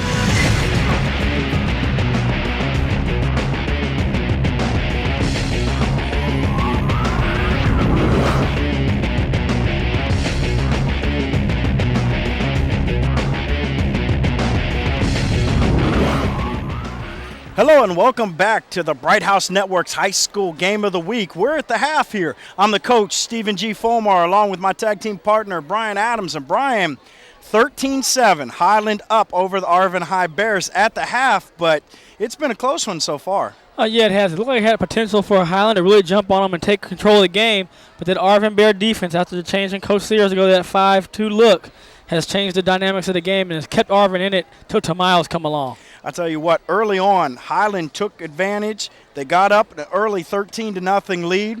We'll take a look here in a second at the last Highland touchdown, which put them up 13-0 after Chris had missed the field goal.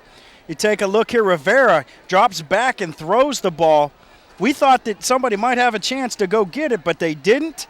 Highland ends up scoring 13-0, but this Arvin High team, now we talked about earlier the fact that Jose Tamayo, the starting quarterback, didn't start tonight. All right. Unspecified team rules violations. Coach Mars said he'd play, but he would not start.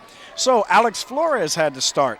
They started out shaky, got down 13-0, but here late, coming on, this Arvin High team might be a force to be reckoned with in the second half. Well, I think you're exactly right. The one thing that Flores did, he kept his team in it. He didn't lose the game for him. Tamayo's come in. He's a little shaky to start. He's getting his feet underneath him. And now you're seeing the passing game, and along with Velasquez running, like you said, if he can go north-south and run straight ahead and power the ball, we're going to see some big things. As you see right there, him just blasting through the line and scoring that first touchdown for Arvin. That's the big boy, Hector Velasquez there you see on the screen. He scored that first one for the Arvin High Bears, and you kind of sense that as we went into the half, the momentum had changed. Highland went up. They ruled the first quarter. I don't think Arvin got a first down until 8 minutes left to go in the half, but all of a sudden, they're the last play of the half. They're within 5 or 6 yards of tying this game and maybe going ahead. And that's exactly it. You know, momentum is fickle. It's with Highland starting off, and now Arvin's changed the direction of the game, and they're playing Arvin's game now. They're taking ball control offense with Velasquez and using Tamayo's ability to throw the ball and move in space to get them back in the game. And that's where we're at right now, halftime, where the Highland High Scots are up on the Arvin Bears 13-7. So we take a look down on the sidelines as both teams begin to fill their sides. They take the field for the kickoff of the second half. And Brian, so far, now last year it was 33-0. Arvin got themselves in a big hole early, and they ended up in a big hole late. Now the momentum has changed over. You take a look at Coach Carlos with his crew on the sidelines as the Highland Scots come onto the field here. And Steve, Arvin's getting the ball to start the half too. You know, I didn't think about it when the game was going. I was watching them trying to drive down and get the score, but they are getting the ball to start the game, and that could be a big thing if they can come out this first drive and do the same thing Highland did, is answer immediately with a touchdown. You see the Arvin Bears sideline there. The guys trying to get ready here. It's going to be interesting to see what happens here. Again, I'm the coach, Stephen G. Folmar, along with Brian Adams. This is the first installment of a season-long specials here on the Bright House Network's High School Game of the Week. We'll be here every Friday night at 10:30 p.m. with the replay of the Game of the Week.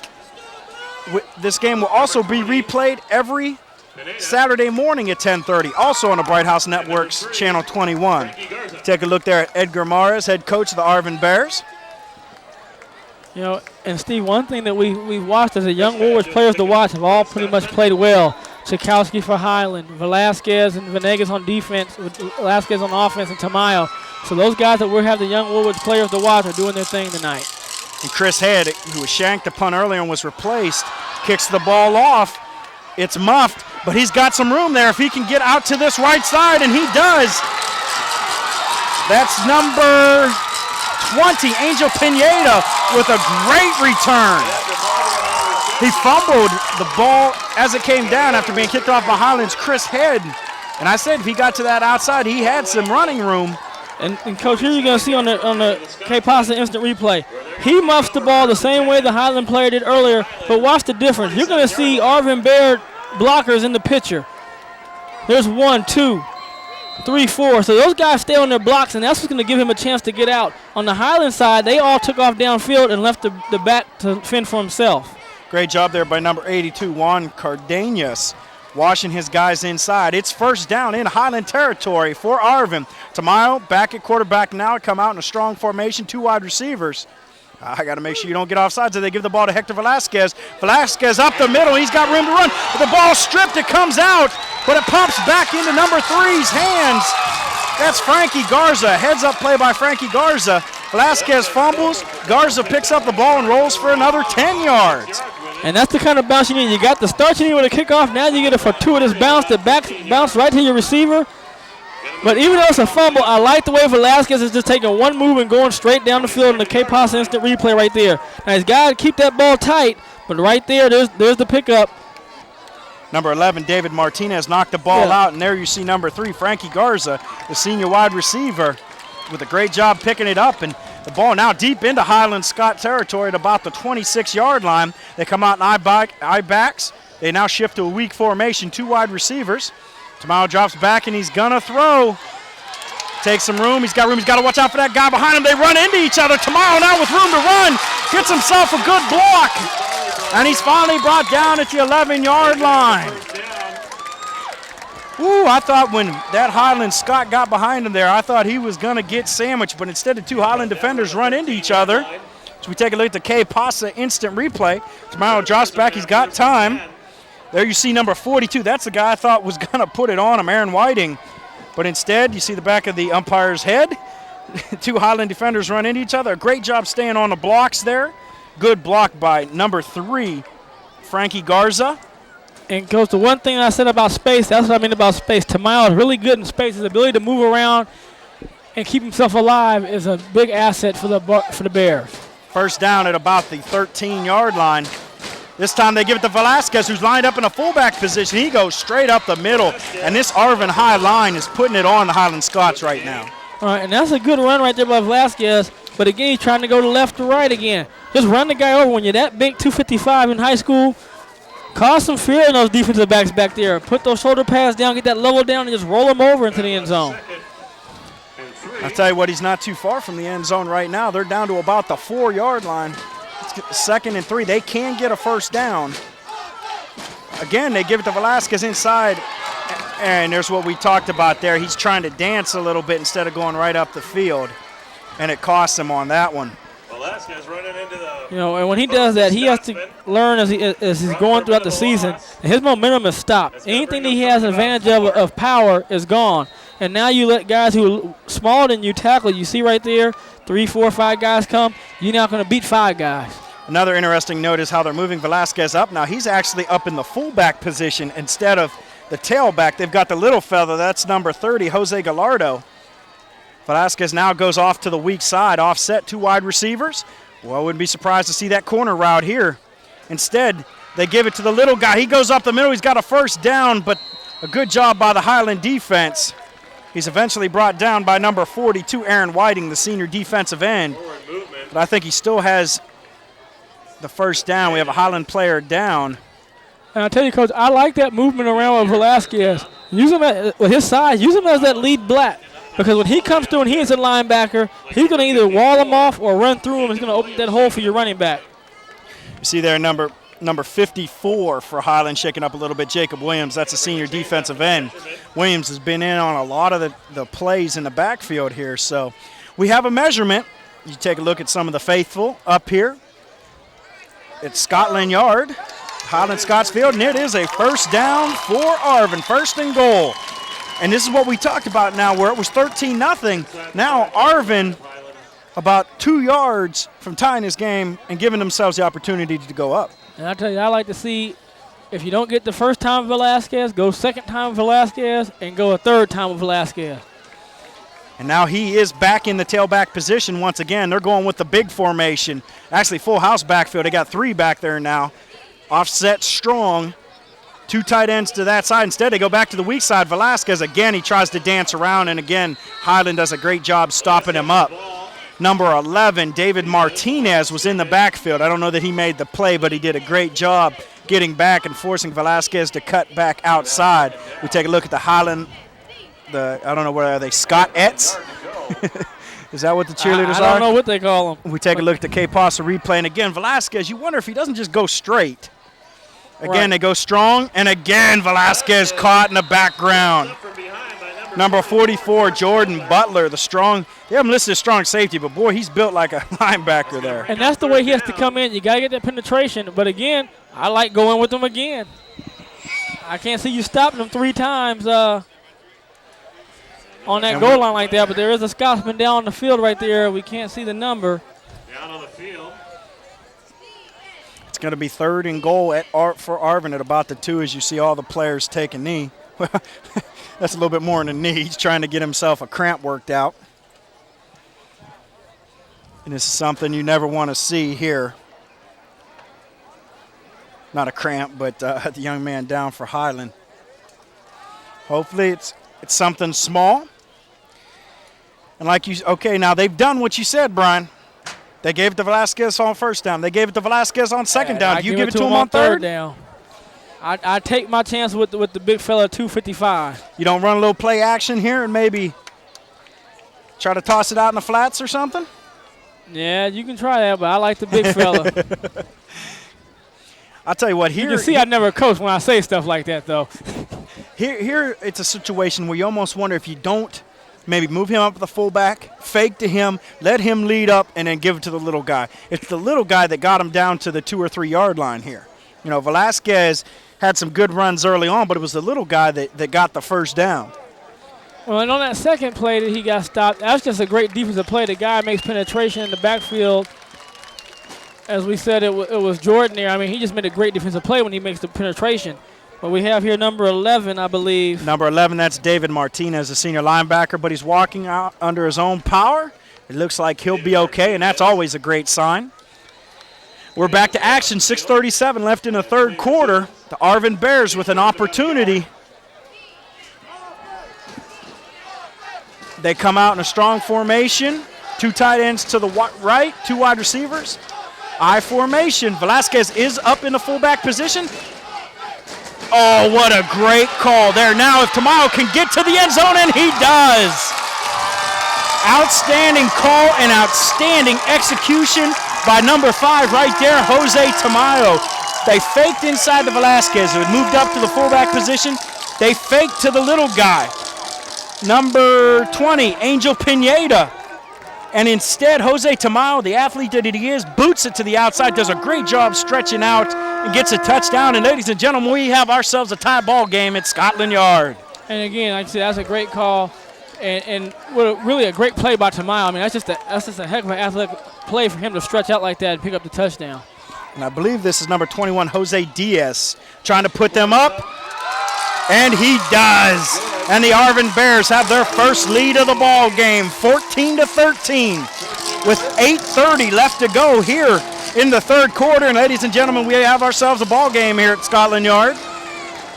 Well, this is drastically different than last year's 33-0. Now we're going to see if Highland can answer back. And right here, as we talked about in the K-Pos Instant Replay. Oh, great block. But a great block by Pineda Pineda to stay in there, because that kind of sprung him out there.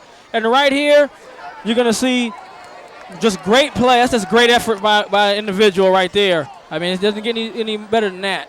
And this is what we talked about at the half. Jose Tamayo versus, who was the other one? Alex Flores. That's a senior. That's veteran leadership right there.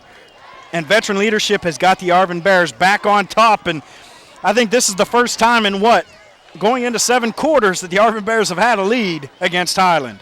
Oh, you're right. And the one thing now is Highland's got to answer back. They got to say, okay, you gave us some punches back. Now we want to come back to you. And the other thing is, I would not kick the ball to Caleb. I've seen this kid return some kicks in the freshman on some highlights against Arvin and other teams. He would not touch the ball. This is where he's most dangerous in an open setting like this. I just keep kicking the ball over to the other back. Take a look at your Arvin Bear cheerleaders there. Bearettes or Cubettes or I don't know. What's a female bear? I don't know. Trying to be PC here.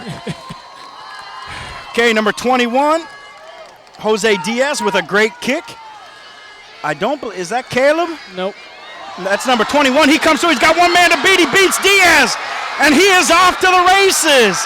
Dun, dun, dun, dun, dun, dun, dun, dun, dun, dun, dun, dun. And he is in the end zone for a touchdown. Number 21, Evan Henderson takes it 80 yards for a touchdown. And just like that, the Arvin High Bears lead is short-lived. It is, and I'm going to tell you, I say kick the ball to Evan. Evan's one of the young Woolwich players to watch. Because no, hold on a second. I said, because if you kick it to Caleb, he'll run it back to you. So now I guess you just try to squib it down the field and hope the upbacks pick it up. But if we get a replay of that, you're going to see a great job of the wall, which is a direct contrast to what happened when he fumbled the ball. They were all there within 10 yards. They bunched up. They got blocks. They sprung him loose. And once he was gone, he was off to the races. Okay, we'll take a look at the replay here in a couple minutes. But Highland is going to go for 2 here. Up by 5. They're going to try to make it a 7-point game by going for 2 points. They come to the line here. The Arvin Bears with the defense stacked. Rivera snaps it, gets it out to Caleb Bolton, but a great job. Bolton's going to have to really fight through, and he does not make it. A great job of flowing by the Arvin High defense. I don't know. I think that ball was snapped to the fullback, handed to Rivera, who handed it to Bolton. Right. Bolton can't quite get in, and it's a 5-point game as now we go back to. Now, this is a little fella here, number 21. Now, you're going to look at all the green shirts in there creating room for him in space. See, when you got that kind of blocking, that means all the Arvin Bears are stuck. He has the one player to beat, that's the kicker. And right here, now it's just a foot race, and he's got the better foot speed. And he outruns Matt Downs, and once again, it's dun-dun-dun-dun-dun-dun, dun-dun-dun-dun-dun-dun. And right there. And number 68, that was a great play by number 68. You see him, he puts his hands back, as 68 is Nathan Lasalde. He does a great job of not blocking the back. He runs, he can't make a contact. He puts his hands up, lets the referee know, I'm not touching him. So the Arvin High Bears led for about all of 5 seconds on the clock here. 8:15 left to go in the third quarter. It's the Highland High Fighting Scots 19. You take a look. Bolton is indeed tackled short of the end zone on a 2-point conversion. That's your K-Pasa instant replay. Once again, your score is 19-14.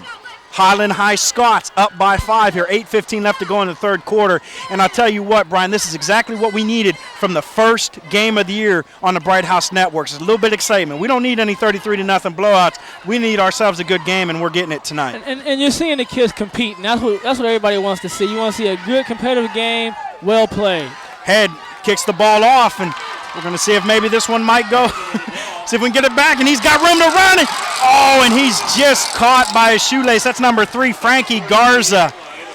He gets one block, and he could be to the house. And he runs into his own man and gets knocked down, so, man.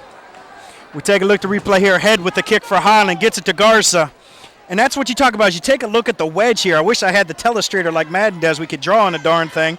But he goes up the middle. He does run into his own man. And that right there. Oh, my goodness. He had a chance to go too. But, again, great play, Coach, what you're talking about. When you see those wedges and those blockers, you see that many blockers together, then you're covering up the other team. There's going to be space to run for that return man. Should take a look at Rodriguez and Gallardo on the sideline. First down and 10 for the Arvin Bears at the 41-yard line. Little mix-up in the backfield here. They're going to have to get this play off. I-backs, 2 wide receivers. Got themselves running down the line. And he's going to throw it. He does throw it. Oh, a little too far out in front. If he could have let him, he had it. Out of the hands of number 23. As on that play, Jose Tamayo hands off to the wide receiver coming down the line, Frankie Garza. As we take a look at the K-Pasa instant replay, Garza comes down the field. You can tell from the giddy-up that he's throwing. And if he could just lead him a little more. Yep, just great coverage. I mean, you got to give the Highland Scotsman credit right there. He stayed home, had his person, and he was right there to make a play. He was trying to find number 22, Jose Garcia, down the field. It's 2nd and 10 for the Arvin Bears once again. I-backs Hector Velasquez is now once again in the fullback position. 2 wide receivers. They give it to Hector again. He fights up the middle. And you wonder after the special teams play if some of these guys on Arvin's line are a little bit tired for running up and down that field. And they might be. That's a good point, you know. But the one thing is he picked up some potty yards and it looked like we got some cramping again. As we take a look on the field, that's going to be number 2, Hector Velasquez. Yeah, and he was cramping earlier when Tamayo was one stretching him out. And I think that's what you have right there. And that's something that this Arvin Bear team can't afford right now. If nothing else, Velasquez works as a decoy when they go up the field. If it comes into a situation where he's not on the field at all, you know, they lose that. Just take a look at the Arvin High cheerleaders. Right, and you know, and it's warm, but it's not that warm a night. But you still got to pump those fluids in, and maybe that's what he just has. He just run out of electrolytes, and he's cramping up there. Hey, we'd like to wish a happy birthday to Jeff Barger out there. Taking a look on my roster here. I know the UJ, happy birthday to you. I know this Arvin Bear team has a young lady on the squad. I don't know if that's S.A. Vasquez. Yeah, so there's a young lady on the team there, and I'm just wondering as I look down the line at the Arvin cheerleaders, there was a male cheerleader. Maybe they traded places. Some good stuff on the 23-yard line last night about Arvin's young lady. Uh-huh. And I missed that, but I heard it was a good article from people at work. They were telling me it was good. And there she is right there. And I'm sorry. There she is. Yeah. And I believe that's S.A. Or no, that's a Jones. Monique Jones. Monique Jones. That's it. There's Monique. And, you know, hey, and Monique is playing some running back and linebacker, so she's just not trying to be a kicker. Right, so right. Talking, of course, about BHS's kicker last year. She was pretty good in her own right. She was, and I tell you, she hit some big kicks for the Drillers last year. Take a look at the Arvin faithful out here supporting their people tonight. That's good to see. When I talked to some of the Arvin coaches last week, particularly some of the JV coaches, said it's difficult. I mean, teams in Arvin have a lot higher hurdles to get over than, say, Stockdale or Centennial. I teach out in Arvin, so I know a little bit what it's like. As you see Hector Velasquez, he is just cramping. He gets some water and a banana in him, and he should be back here before too long. But like when we got out there, I didn't know what a migrant worker is. I mean, these are problems that you don't have to deal with at a Stockdale or a Centennial. So, you know, Coach Mares has to let guys go from camp because they've got to go work in the fields with their family. Exactly.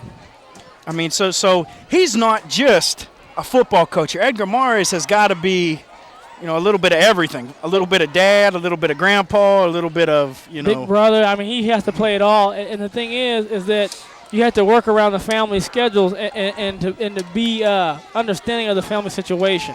Right. Well, let's see. We've got a new fullback in the game here.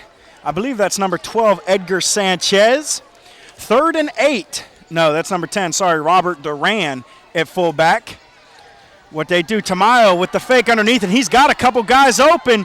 Oh, man, yes. That's what I was wondering about right there. It looked like he hit him a step early. And that was close, but, a lot of times benefit's going to go to the receiver, but they're going to talk it over right there, the officials.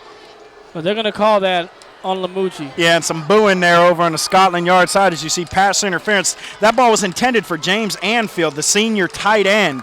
So we take a look at the K Pasa instant replay. A great boot by Jose Tamayo. And I said, he's got a guy open underneath there. Let's take a look there. Whew, that's close. That's close there. But like you said, Brian, a lot of times they give that good grief. At least it's not like the NFL. Did you see those preseason games? I mean, we're talking 3-hour games are going 4.5 hours because of all these darn penalties. Right, but you're right. They will give the benefit of the doubt to the receiver. Nonetheless, 1st and 10. Once again, Arvin into Highland territory. 1st and 10 at the 40. They go to a weak formation here. This time they give it to the little guy, number 20, and he's met and keeps fighting through. Angel Pineda with a great job getting up the field. He's whacked originally by Rolando Reyes, fights it off, and still picks up about 4 yards. And here we have on the K-Pasa replay, we're going to see just a pitch out, handoff actually to the left. He just breaks it off the outside tackle. But what he does, he gets a good job of getting his pad level down and delivering the blow. And that's what you got to do when you're an offensive player. You don't have to take it. Get that shoulder pad down, and you deliver a blow first, and you be the aggressor. He's finally brought down by number 42, Aaron Whiting, the senior defensive end. Go to 3 wide receivers now. Lone setback. Gets to the zone play, gives it to Pineda. And see, at this level, I have always wondered about that. I know, here it's a high school town. So I've either coached college or arena football, but these guys are 7 yards back.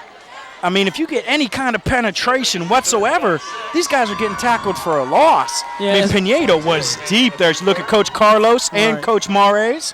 And anytime you have anything that's going to take a little bit of time for that back to get to the line, you're right, penetration just kills the whole play. It is 3rd and 6 now for Arvin. They come out. Now, once again, the fullback goes out wide. 3 wide receiver set here. Again, they fake to Pineda, and once again, Tamayo's got time to throw. He throws it down the field. He's wide open, and they've got themselves a touchdown. Number 1, Miguel Venegas. And what was that? He was one of our what, Brian? Young Woods players to watch, and I've been saying they have to get him involved. They have to get him involved in the game. As you said, at his size, his athletic ability, he poses a problem for any corner. And he was playing center field on that one. He was all alone. He had to sit and wait on that ball. That was almost more pressure for you because you're just waiting for that ball to come down and waiting for that ball to come down. Just don't drop it. That's right. Just don't drop it. And a great job there. And once again, Arvin has the lead back. And it'll be up to number 21, Jose Diaz, to make it a 2-point lead. Now, here's an interesting call. They're not going for 2. Good kick there by Diaz right down the middle. And the score now 21-19, the Arvin High Bears. Now, Brian, here's the question. A field goal now would win it for Highland. Now, it's kind of early to be saying that. 5:40-54 in the 3rd quarter. Right. But in your little football Bible, as we take a look at the K Pasa instant replay, great play action fake there. A great job by the Arvin High line. Tamayo throws it up. And Miguel is just back there waiting on it. Thank you very much. And I'll tell you one thing Tamayo did that was really great. As he set up, he's rolling to his left with his weak side.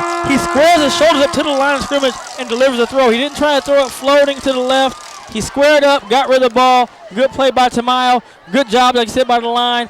And good job by Venegas. As we see here the K-Pasa instant replay, we have the PAT, and it's good. Well, like we said, young Warriors players to watch for Arvin are doing what they're supposed to do. They're showing up, and they're making an impact on the game. And that's what those guys have to do for these teams to be successful. And over on the other side now, the young Woolwich players to watch for Highland have all but disappeared after that first half. And I think you got to give credit to that defense right there as they have taken control of the game for the Arvin Bears. But now I said don't kick it to Caleb. Just kick it down the middle and squib it. Pops it up once again. Evan Henderson, who returned the last one for a touchdown, and Highland has it set up.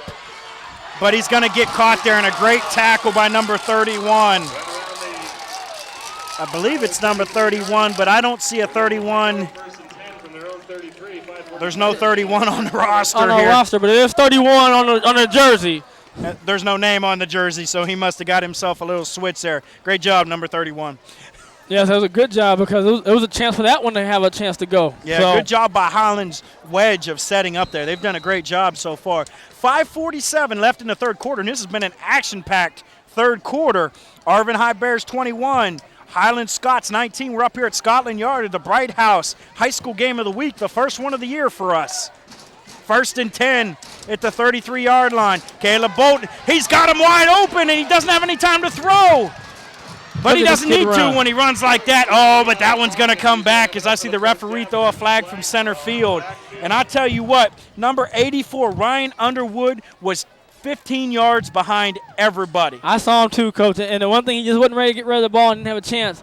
But I tell you, this kind of holding is the worst kind of holding because you got a guy already 10 yards down the field, so there's no need to hold him. You see right here, when he gets the fake, he takes that first step. He's open, but he's not ready to throw. He's looking back to the left. But he does a good job. This was talking about his ability to escape. This kid is so quick and explosive when he runs. He's able to run out of trouble and almost picks up a first down, but too bad it's coming back because of the holding. And the holding was done after he was almost 8 yards downfield, so that's really a tough break for the Highland Scots. That hurts, and now it's 1st and 20. 5:37 left to go in the third quarter. Philip Reyes gets the ball, fakes it, and he goes straight up the middle. He's brought down, and another flag comes in, this time from the side. I see Andrew Sears there, the defensive coordinator for Arvin, is waving that this one might be going back as well. Good grief, that's going to be 1st and 30 if this is another holding play. Now, where that came from, I'm wondering if that there might not be an illegal procedure. That came from the side judge over here on the sideline. No, it's holding, and it's going back. We're looking at 1st and 30 now. And now, this is like, as you take a look at the K-Pos instant replay, you look at Philip Reyes going up the middle.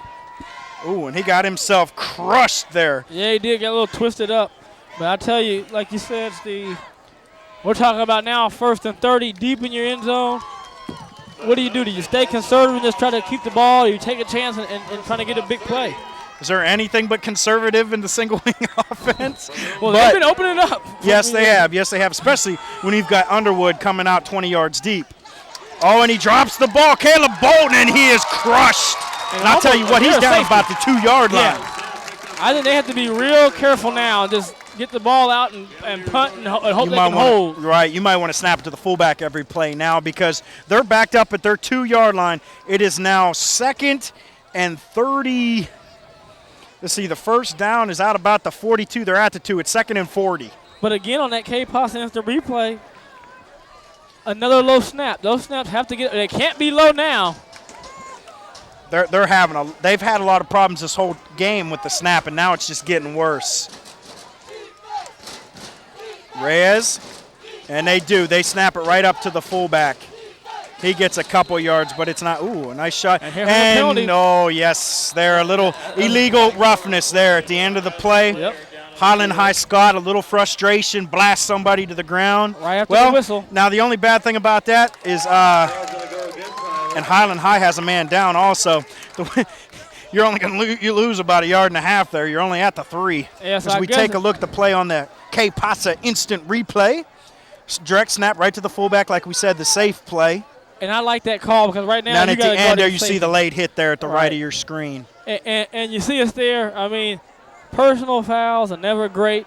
If you're ever going to get one, that's the one you want to get when you only got to move back about 3 yards. Right.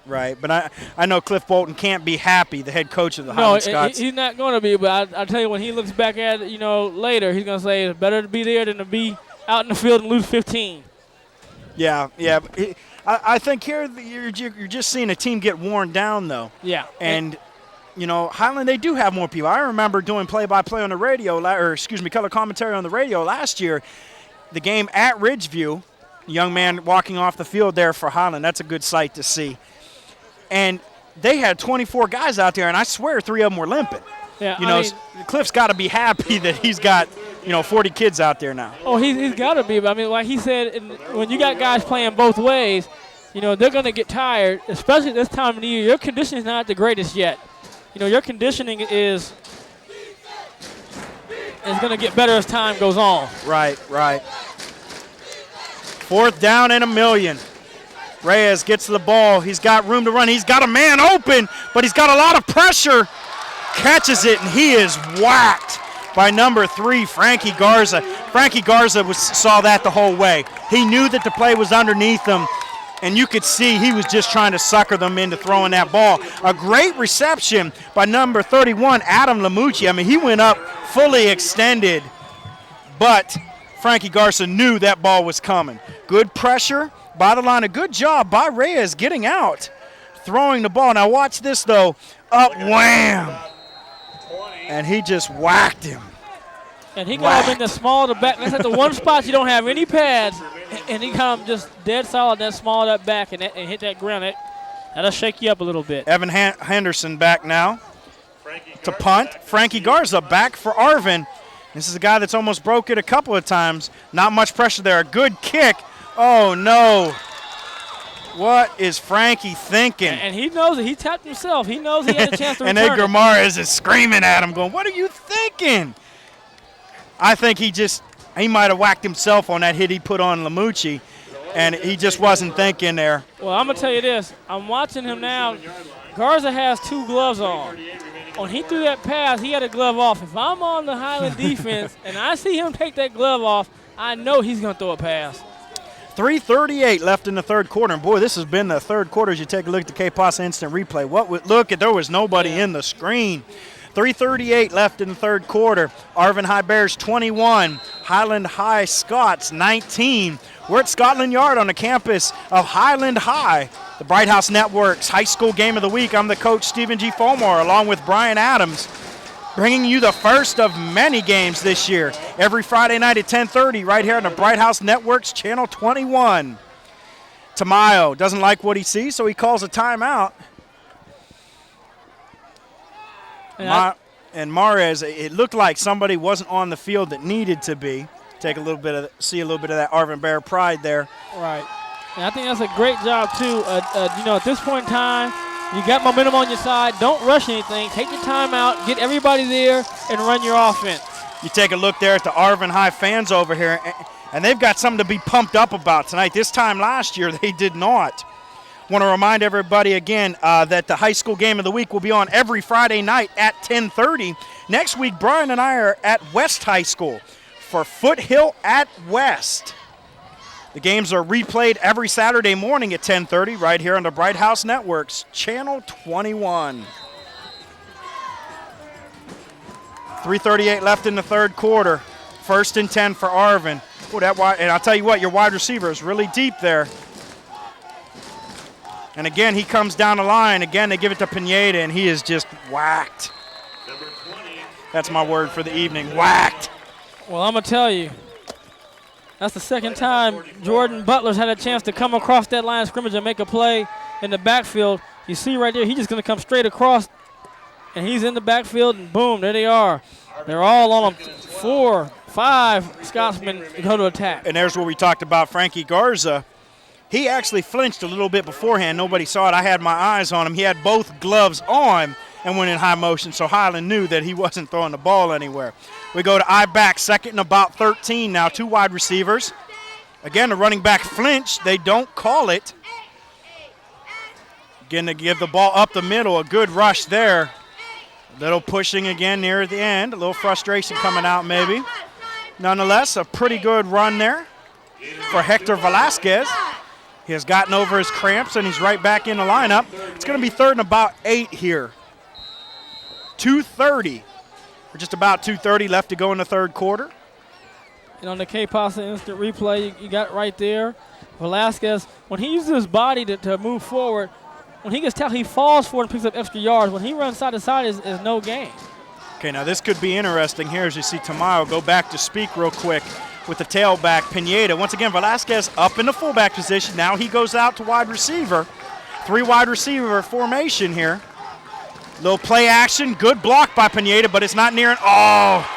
Ooh, I'll tell you what, if Tamayo can get to the outside there, he might have some room, but it's just too much. I'll tell you, Jordan Butler does another great job. That's his 3rd tackle in the backfield in his half. I mean, he's doing a great job on a K-Pasa instant replay here. Tamayo's trying to roll left. He sets up. The pressure pushes him out. And then right there, Jordan Butler just jumps down and gets the shoestring tackle. Yes, he does. 4th down at their own 40, and they're going to have to punt. Number 4 back there, Matthew Soto. I believe this is the first time he has come out here to punt. And it's number 31 back for Highland. That's Adam Lamucci. Got a good rush, but he still gets it off. Short kick. And it takes a Highland bounce, and it's finally down by number 34, Sergio Rodriguez. 1st and 10 for Highland, 37-yard line. 1:11 left in the 3rd quarter. Arvin High Bears 21. Highland High Fighting Scots 19. And I'll tell you, Coach, one thing that I like that Highland's done, they haven't given up. Arvin's come back, but they've kept themselves in the game the same way Arvin kept themselves in the game in the first half. And they got good field position. They just have to get something going, get something consistent, a few runs here, a few runs there, and then pop the passes on them. You see a little motion again, a low snap, and again Reyes is just slammed to the turf. Number 55, Alfonso Valencia, the senior, picks Reyes up and slams him. And he's going to lose about 3. We're now under a minute to play in the 3rd quarter. And after a quick 1st and 2nd quarter, this 3rd quarter here has been a little bit of a road trip. Yeah, we've had some penalties to stop the clock and some incomplete passes, so that's going to make it a little bit slower. Okay, again, the snap. They kick it inside to the fullback, number 33, and he's fighting for yardage. He picks up about 7 yards. Finally, the ball comes out, but they say it's down. He picks up about 7. Great job by Nick Shakowski, senior running back. And I'm going to tell you, Shakowski's got a lot of yardage on those little plays like that, those little inside counters like that. I'll tell you, when he first got that ball, take a look here. As it kicks it to Rivera, he kicks it to him, he stops, and he's like, whoop, nope, nothing there. Right. I'm going to go ahead and take it up the middle. Bow, bow. Hits somebody else and keeps those feet a-chugging. And by then, it's just which direction can you move the pile. Right. They're going to let the 3rd quarter run out. Your score at the end of the 3rd quarter is the Arvin High Bears 21 and the Highland Fighting Scots 19.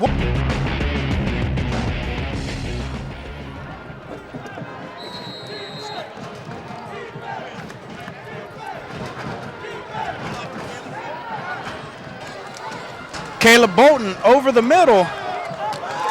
Woo, and he is stuffed up by that Arvin defense. Bolton looking for some running room. Nowhere Welcome to go. back. As we start the 4th quarter, as you take a look at head coach Cliff Bolton and his crew. Oh, he's got the visor off now. He means business. When Cliff Bolton takes the visor off, it's time for business. Start of the 4th quarter, the Arvin High Bears 21, your Highland Fighting Scots 19. And now 4th and 5, Highland is going to have to punt. And this Arvin High team has really turned it up the 2nd half, Brian. And they have. And I think the big thing was, like you said on defense, they went to that 5-2 front, and that's changed the whole dynamics of this football game in terms of Highland's offense. Number 21 to kick, Evan Henderson. Another high snap. Arvin gets close again and again. Another short kick. Trying to tell his guys to get away from it. It does take a little bit of a Highland bounce, and it's down at about the 33-yard line. So Arvin starts off their own 33. 10:58 left in this contest. We want to remind everybody that we'll be on every Friday night, 10:30 p.m. for the next 10 weeks, bringing you the Bright House Network's high school game of the week. Next week, it's Foothill at West. I'm the coach, Stephen G. Fulmar, and I'll be here alongside of Brian Adams as we bring you area high school football at its finest. And we got ourselves a good one tonight. And, Coach, I don't want to forget about Venegas. He's a big play receiver, and I think they forgot about him for a long part of the game, but they got to get him the ball when they get into passing situations. Venegas is a wide receiver to the bottom of your screen now. Two wide receivers set, eye backs. Velasquez once again up in the fullback position. Pineda back at tail. This time, Pineda around the right side, or excuse me, left side. My military left. And he picks up about 5 before being brought down. Good run there. I see one of the problems right here. Robert Velasquez, great runners. We take a look at the K-Pasa instant replay. Blocking is not his forte. No, but he's got to get up there and use that big body and batter ram somebody. You know, he's got to come there and just knock somebody out and open those holes for Pineda. Now the benefit there is when you're that big, all you got to do is stand in one place and you're going to get in somebody's way. And you know, let's face it, some kids get a little nervous when you come through like that. 2nd and 4 at the Arvin 39-yard line. Again, eye backs, 2 wide receivers. Venega down to the bottom of your screen. Highland jumps off sides. That's going to be an automatic first down for the Arvin High Bears. And the thing that amazes me right now is we talked, I mean, it almost got sick. All the penalties that Arvin had in the first half, now they're flipped over to Highland side. Highland is getting all these penalties. And the one thing that you allude to, one thing that Highland might be getting is fighting is fatigue right now. They might be tired. A lot of these guys are going both ways. So they might be getting to the point where they're getting a little tired. When you're tired, we all know sometimes you don't think as clearly as when you're tired. So he's got to settle down. And again, those front linemen guys, just watch the ball. The ball's going to tell you everything. The ball moves, you move. Okay, first down and 10 now for Arvin at their own 45-yard line. They give it to Velasquez again. He tries to pivot, and that's again a case where, well, you wonder if he just runs straight up the field, he picks up 3 or 4 yards. Instead, he does not, and it looks like he might be cramping again. He picks up maybe 1 yard. And we see right here on the K-Pasa replay, right there, as he's going, once he tries to go to the left, he loses his power. And so when guys hit him now, and he gets a little bit off balance, his weight, he's going to fall down. Right. 2nd and 10. He did not get a yard. At the 45-yard line, 9:25 left to go in the contest. Arvin up by 2. They go offset weak now. 2 wide receivers set. Kicks it out to Pineda. Pineda downhill. He picks up about 7 more. And I'll tell you what, this Pineda young man has been impressive. Yeah, and you know, he's a little quicker, but he's also aggressive when he runs. He gets that shoulder pad level down. I'm going to tell you, Venegas did a great job of going down the line and doing a crackback block. You see right there, he's going to get a good block, and there's nobody there. Pineda does a good job getting the field. And look how he always dips his shoulder, and he's trying to run through players. And that's the difference, I think, when he's running as opposed to Velasquez. Velasquez is using the size trying to draft people instead of using the size to just batter people. He was brought down by Aaron Whiting. Somebody else came in to put a big hit on. I didn't see who that was. Come out and eye backs again. It is a first down for Arvin now. 45-yard line. Pineda there. A little bit of a flinch. Garza. That's going to move him back 5 yards. Garza was on the outside. He moved a little bit too. Oh, did he? So Pineda, the tail, flinched also. So that's going to move him back 5. 1st and 15 at the midfield stripe. 9:05 left to go. A little past the midfield stripe. It's just into Highland territory, close to the 49-yard line. 1st and 15 for the Arvin Bears. Take a look at the Arvin sideline there for a moment. I'll tell you, Steve, right now the Highland defenders got to suck it up somehow and get the ball back to the offense. And if you're the Arvin Bears, I think you got to press the issue. Get the ball to Velasquez and Pineda. Oh, the fake and go, and he had him, and he just, I don't know if that's, fantastic catch. I'll tell you what they did is they ran the hitch and go to that side, but the pressure came so fast that Tamayo couldn't get it off. He goes running, decides to heck with it. I'm going to go for Garza anyway. Frankie Garza with a fantastic, you see there. And you see right there the hitch and go. He comes back looking for Venegas. He's not open, but the line does a great job of giving him time. And here's a situation where you go jump ball and say, my receiver's better than the defensive back. And on that play, Garza was, he goes high up the ladder to snatch the ball. And I like it to see when receivers are aggressive to attack the ball with their hands, not way on the ball. We want to thank K-Pasa for our instant replays. A great play by Garza. 1st and 10, Arvin deep in Highland territory. They give the ball to Velasquez again, and that's the Velasquez that Arvin wants to see. And that's how he has to be. He has to just put his shoulders down and just run guys over. Don't worry about making a miss because he's not going to make guys miss that often. And there's an Arvin Bear down right now. So you take a look at Velasquez, the big fella. I like that. The logo's on one, except, you know what, I just Carey, realized good something. for about I thought it was 6 a logo on yards. one side, but Hector Velasquez did not have an A on his helmet. It's going to be second. He's and got a 4 plain when we one, come looks back. like. But I tell you, one thing we're talking about, we got a player, and he's cramping up as well. You take a look at Andrew and Larry Sears. Or it might be an ankle. Let's see what they're doing. Look That's like, number 59 there, Yeah, Jesus Pantoja. Yeah, and look at the they're checking lineman. his ankle right there. So we'll have to see and hope that he's able to get up and be okay. But like you said, Coach, he has a plain helmet right there. They might have ran out of, they got a lot of players come out this year too. Guy. I don't So they need might have no ran out of A. A's. They might have ran out of them. They got a lot of players come out this year Couldn't too. give him a D or something. They Look had at him, he's B's, saying a to bear Coach- or something. Coach Morris, I don't need no A. I'll run him over without an A. Who needs no stinking A? And the big fella comes off the field there, and that's what we want to see. Number 59 comes off under his own power, and that's a great sign. It's going to be 2nd and 4 for the Arvin Bears at about the 13-yard line, we'll say. 2nd and 4, this Arvin team marching up and down the field. As you hear the Arvin fans, I'll tell you what, Arvin with a good turnout out Yeah, here they tonight. did. There's probably as many Arvin fans here as there And are. Highland. Exactly. And you know what else, Coach? You talked about it. They're a different team with Tamayo at quarterback, as he was one of our young Woolwich players to watch. Yes, he is. They come out now. They go offset weak. 2 wide receivers to the top of your screen. It looked like a little trouble there. Pineda looked like he didn't know if he was supposed to get that ball or not. Nonetheless, Pineda goes up the middle, runs him over. Somehow we're getting cheerleaders here screaming at us. Yeah. You take a look at the Highland High cheerleaders. Not a bad thing. Ladies can cheer all they want. Not like a little school spirit. Did you see the K Pasa instant replay? Now watch, Pineda's like, it went, and he gets thrown to the ground. And I'm afraid I didn't see who the Highland Scot was. I see number 54, Jacob Williams, telling him exactly what he thinks of him. Nonetheless, 2 wide receivers to the top of the screen, eye backs. Could be your corner route you talked One about. tight end right here, and the big fella is outside. Instead, they give it to Velasquez. He's dragging people up the field, and I believe he's going to have the first down. That's a great job there. And I'll tell you what, we've given a lot of credit to Robert Velasquez, but, I'm sorry, not Robert Velasquez, Hector Velasquez. Robert will be along in a couple years playing, I believe. But, this offensive line has done a great job as we take a look at Velasquez going up there. Number 31, Adam Lamucci, hopping on top there. There's Steve Menchaca on the camera right there. And our camera guys have done a great job this evening. Everybody's done a great job this evening. And I think you're absolutely right. And the other thing is, they've given Tamayo time to throw the ball. Yes, they have. 1st and 10 at the 12-yard line. Once again, eye backs, 2 wide receivers to the top of the screen. Now they switch offset strong. Pitch it to Pineda. If Pineda can get around that outside.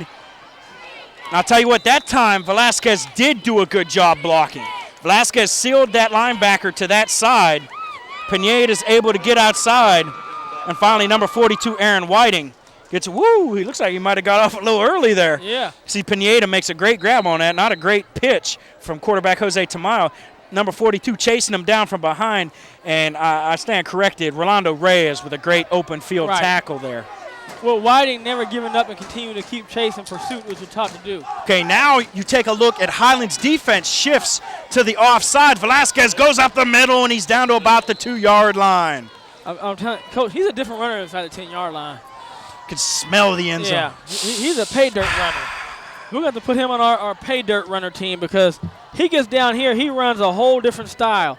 I mean, his shoulder pad level's down. He's running through guys, and now he's just challenging guys to tackle. Trying to take his clothes off. Yeah, I mean, that's a different run than he's out in the middle of the field. And he's going to be close here. They're going to bring the chains out to measure. They do have an opportunity to get a first down now. 5:55 left in the third quarter. And he's got to learn to change that up. He has to run like that all the time, not when you get inside the 10. He has to run like that on the 20 throughout the field. Been watching too much Barry Sanders films or something like. Well, I don't know. These young guys probably don't watch Barry Sanders anymore. Probably Marshall Faulk or something like that. But it's going to be second and about, or no, I guess it'll actually be third in inches. I wonder who's getting this ball. But he's trying to earn that A on his helmet this time. As you take a look at the Highland sideline, Coach Bolton there to the right of your screen. And, boy, here's a big play for them. And once again, the Arvin sideline is louder than the Highland sideline. This is one where I'd think that they'd want to get the fans into this, but third down, 2 wide receivers to the top, eye backs. Velasquez is your fullback. Pineda the tail.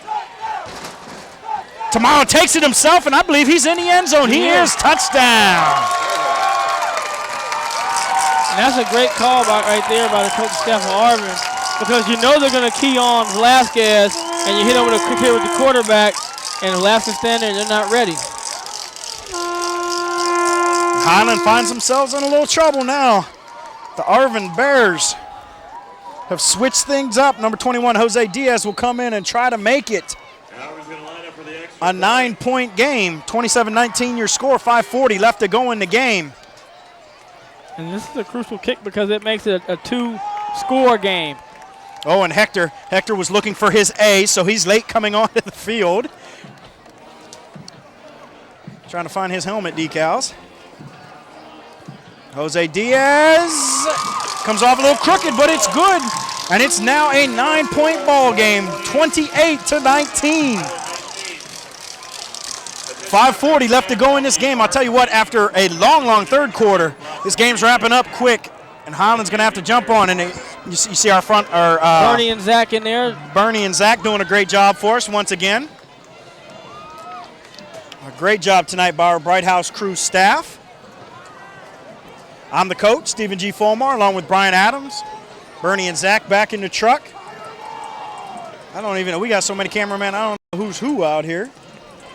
And there it is right there. I mean, it's just a quick Jose hitter. Tamayo with the K-Pasa instant replay. Calls his own number or else gets a number called for him and scores.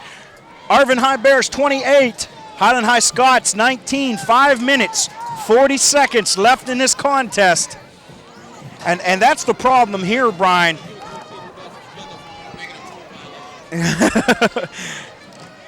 Now, the thing here, though, is the single wing offense is not real conducive to comebacks. No, it's not. But one thing we saw them doing in practice, they did a couple times, is they did spread it out. But they do have 2 guys that can return the ball on kickoff, so maybe you got to hope you get another quick hitter. Number 21, Jose Diaz, gets the kickoff. This time they run the reverse to Caleb Bolton, but you know what? I think he would have been better off just running the ball to his side. Yeah, all Arvin's guys were on that side. They reverse it to the coach's son, Caleb Bolton. And I'll tell you what, it says something for Caleb Bolton to be out here, whether your dad's a coach or not. Last week he got 20-some stitches as we take a look at the reverse here. Number 20 there, Caleb Bolton, got 20-some stitches in his mouth, got a couple teeth knocked out. Right. After getting blasted. He went back into the game and played till his coach finally realized what happened to him. Well, his coach and his dad. So. Right. And the difference, too, is that return, the green jerseys weren't close to him to get that wall set by the wedge. Okay, this time they throw it to Caleb Bolton. He tosses it out. And he kind of slung-shot it, and I don't think Whitney Wong, the senior running back, was ready for that one. No, he wasn't. But, you know, as we talked about, when this kind of offense kind of gets behind, it's really hard to get back in the air because you practice and it's not your forte. But at this point, you got to get something going. And I'm telling you, that extra point miss and that 2-point conversion is looming large right now. Yes, it is. Yes, it is. And that's, you know, we talked about there's 5 minutes left to go in the third quarter there. You know, so there's a lot of game left, but oh my goodness, and things just breaking down now for Highland.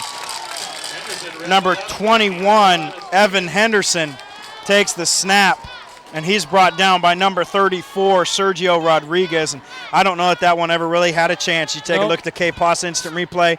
Number 34 out. Great tackle, wraps him up.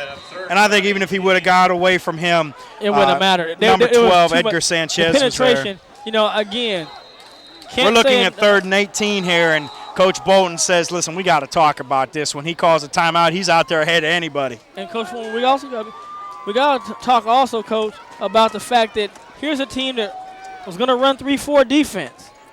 And they were getting beat. I mean, they were getting beat soundly with the 3-4. The coaches realize that. They go to the 5-2, and the kids are able to say, okay, and switch up. So it's a testament to the coaching staff and the kids' ability to listen and implement the game plan. And they've changed the game plan. Since they got into the 5-2, they have shut the single wing down. What they're doing is they're doing a good job of mixing it up. They've been working the 5-2, but they're also going into a 4-4 where they're walking the strong safety up into the secondary. Once again, for those of you, we're talking a little too fast for folks. 5-2, 4-4. First number is always the number of down linemen, guys with their hands on the ground. The second number is linebackers. They came in tonight with 3 down linemen, 4 linebackers. We're getting pummeled like that. That doesn't give you a real good push because you only have 3 guys on the line of scrimmage.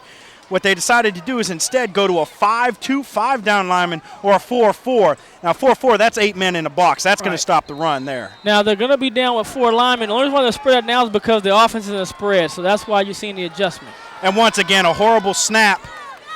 Reyes running for his life. That boy better get rid of the ball. He does a good job turning around back across the field. If he can get a block from number 32, throws it up, and he's got Caleb Bolden. Caleb Bolden could be off to the races. He's got 1 man to beat, and he's gone. And you want to talk about a great play by your quarterback and your line. What a play.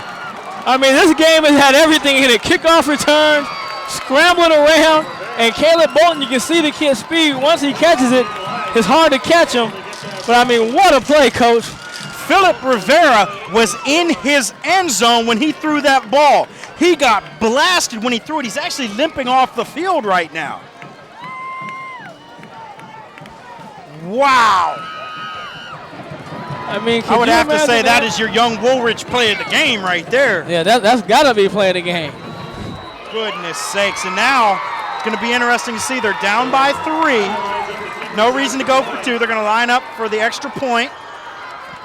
Number 31, Adam Lamucci in. Head is not in now. Head's the one that has missed the last one, I believe, Chris Head. No, it is Head. And he got it over. Boy, it was ugly, but it's good. It was ugly and it counts. Look at Coach Bolt. He can look. I mean, that taking out of you when you're coaching. What just happened here? I take that back. That was Chris Head. Mama Head's a little upset at me right now. That was Chris Head. It wasn't pretty, but it does count. And it's a 2-point ball game. And with 4:34, there is still a lot of time left on his clock. I mean, Coach, watch this play. He feels the ball off the ground. Now he's just trying to get anywhere. He's going to go back. Well, no, I can't get away there. Let me run back this way. And Winston is saying, oh, don't go back there. And watch the block he picks up. He is 5 yards deep in the end zone. And we talk about, look at Chakowski. Turns his head. Good job of trying to find somebody. Great block. And that's what he needed. He and gets look at whacked. the pass. And Caleb Bolton all alone. 1 man can get him. He can't do it. Caleb Bolton says, stitches. Who cares about no stinking stitches? I'm gone. And that last little cut right there, that's just to get you, get him off me. And he's going to cruise in. I mean, how about that for your sophomore debut? What kind of pressure? Your dad's the coach you're playing. I mean, this kid's only thrown for a touchdown and got a touchdown reception. And he's been key in their single wing. Once again, we want to thank K Pasa for our instant replays tonight. Hungry? Take the family to K Pasa. Take a look here at Chris Head here. And I don't know if he slips or what it is, or if it's a spot. Well, he's got a strength. Look how far back he is. Yeah, it's his stride into the ball. His plant foot is way out. He's kicking way off balance. And that's how he kicked that one kickoff. So, like you said, it wasn't that he slipped. That's just his approach. And I'm not a kicking person, but I talked to my buddy Walker here one of these days. Oh, my goodness. And that one hurts right there. There he shanks it out of bounds, and now they're going to start from the 40. And now the question. Now listen, for the young man, I've got 2 suggestions for you. One is Lorenzo Alvarez, our kicker kicker coach for the Blitz. The man's been doing it for 23 years, knows what he's talking about. If not, call Brian Walker. Brian Walker be glad to work with your steps. Blitz coach, but I think he's coaching at BHS, so he might be out. Yeah, you're in the same league. He may not help you. Matter of fact, he's a friend of mine. And Walker, I know you wouldn't do that, but I'm about to say Walker might have already worked on his steps. Yeah, that could be the problem. But and that's one of the things But you gotta give him credit because he's still sticking in there, and they need an extra point, and he put it up there, and he got it in. And like you said, it wasn't pretty, but it was good. And at this point, that's what you have to do. You just gotta just make it work. Ooh, and ladies and gentlemen, you don't want to leave this one right now. 4 minutes, 34 seconds left to go in the game. Arvin High Bears 28, your Highland High Fighting Scots 26. Arvin takes over at the 44-yard lines. 2 wide receivers to the bottom of your screen down here. Robert Velasquez Pineda does a good job scooting free. Oh, that could be going back the other ugly way. yellow hanky comes out. Pineda with a great run there, and once again, he's not getting a whole lot They of call help face mask. from Velasquez. Oh, little plus there. Velasquez, they need to work on, as you take a look here, Velasquez, he's standing walked by up him. as he goes through it. Now, in all fairness to the young man, he could just be. Now he's tired too. He's now tired. He's tired. He's already cramped a couple times. Realize he's the main back, and he's playing the fullback. You got to give him some credit for being a team player, for sucking up. And a lot of guys wouldn't want to do that. They want the ball, and he's, coach wants him to go play fullback. He's playing fullback, and he's had some good blocks. Great job and there. right there is where you see the face mask, and that's where the call comes from. Just a little one, but they did see it. 1st and 10 at the Highland High 44-yard line. 2 wide receivers to the bottom of the screen. Velasquez again is your fullback, Pineda the tail, and I think they just ran out of time there. Under 4 minutes to play, 3:57. Yep, there it is. And Brian, you couldn't ask for a better game to kick off the 2004 Bright House season. You can't, because you got two teams that are competing. They're on level with each other. It's 26-28. It's a tight game. It's going to go down to the final minutes of the game. I mean, that's the kind of the suspense and excitement you want in any football game. And it's funny because when we talked about what games we were doing, some people said, well, how come you're not doing the big schools? You're doing the smaller schools that haven't done a lot of winning. And this is why right here. You got two teams that in the past have really had to scrap. And both teams doing a fantastic. You got to give it to Cliff Bolton and Edgar Mars. They've both done a great job with their squads bringing them in here. The big boy, Hector Velasquez, no standing up there. He goes straight forward. And that's how he runs on the goal line. Right. That's how he has to run right where he ran there. If he runs like that, he's going to be a force to be reckoned with in the league. See a good job blocking out there by the big man. Yep, but you also have to give it to number 42, Aaron Whiting, the senior defensive end. He got pushed off the line, but he stayed with it and ends up making the tackle on Velasquez. Well, I'll tell you, Whiting does a great job of just never, his engine doesn't stop. He just keeps going, and you see him make a lot of tackles. Jose Tamayo now. 2 wide receivers to the top of the screen, eye backs. Gives the ball to Velasquez again, and he's just pounding up the middle. I'll tell you what, Whiting's got to watch it, though. Letting his temper get a hold of him, that could cost him. Right. And you don't want a silly penalty like that right now. First down. And this time they get penetration, but Washington does a better job this time. He gets going. Now he forced himself to get going back down the field, cover up the ball, and he picks up the first down. And that's how he has to run. And Highland High takes a timeout now with 2:43 left to go. The Arvin High Bears, 2-point advantage, 28-26 over the Highland High Scots. We're at Scotland Yard for the opening kickoff of the Bright House Channels High School Game of the Week. I'm the coach, Stephen G. Fulmore, along with Brian Adams. And we got ourselves a barn burner. Make sure you're with us here next week. Same bat time, same bat channel. 10:30 p.m. Friday night for Foothill at West. All our games are replayed once again Saturday mornings at 10:30 on the Bright House Channels. And I'll tell you, Coach, this has been a great ball game. Been some penalties, but you got to expect some penalties early in the season because that's going to happen. But these teams have competed, and you see John and myself. John and Brian off to the screen. Yep, there you go. And there's the coach right there. Okay, 2:43. Both coaches have had a chance to talk to their squad. What's interesting here is that they're putting the wide receivers to the short side of the field. There's not a lot of room over here. Eye backs now, Velasquez, fullback. Pineda, tailback. Velasquez looked like he had trouble getting that one, and he's just rumbling, bumbling, stumbling, and he's gone. Touchdown. Arvin High Bears. And that's the best run he's had all night. And why? Because he's been running. He ran straight ahead on every single run, and then he was just not to be denied. And I'm telling you, if he's going to run like that, this Arvin Bear team is going to be a force to be reckoned with in the league. Tell you right, you see him there with Coach Mares. You can say, Coach, Can I please get a couple A's on my helmet next week? He's earned them this week. Yeah, a great run by Robert Velasquez. Number 21 now, Jose Diaz, trying to put the final points on this. And once again, making it a 9-point game. Like you talked about, we're back to a two-touchdown advantage, or excuse me, two-possession advantage now. So this kick does become good. If not, they could tie it with a touchdown and a 2-point conversion. Diaz up, and boy, he has kicked the lights out tonight. Yeah, he has. I mean, he's making sure these are good extra points. 26. 5 of 5 on the extra point so far for the young man. You don't always see that in high school. We'll take a look again at the Que Pasa instant replay. Velasquez, get off me. But look how he's running. Across, get off me. Look how he's running. Got his eyes are forward, and he's just running through guys now. He's just not going to be denied. That's 3 tackles that he broke there, and then he's just trucking into the end zone. That's a great job there, making his bid for the young Woolwich player of the game. And, you know, we need to talk about it. We got some guys in contention. You got Tamayo.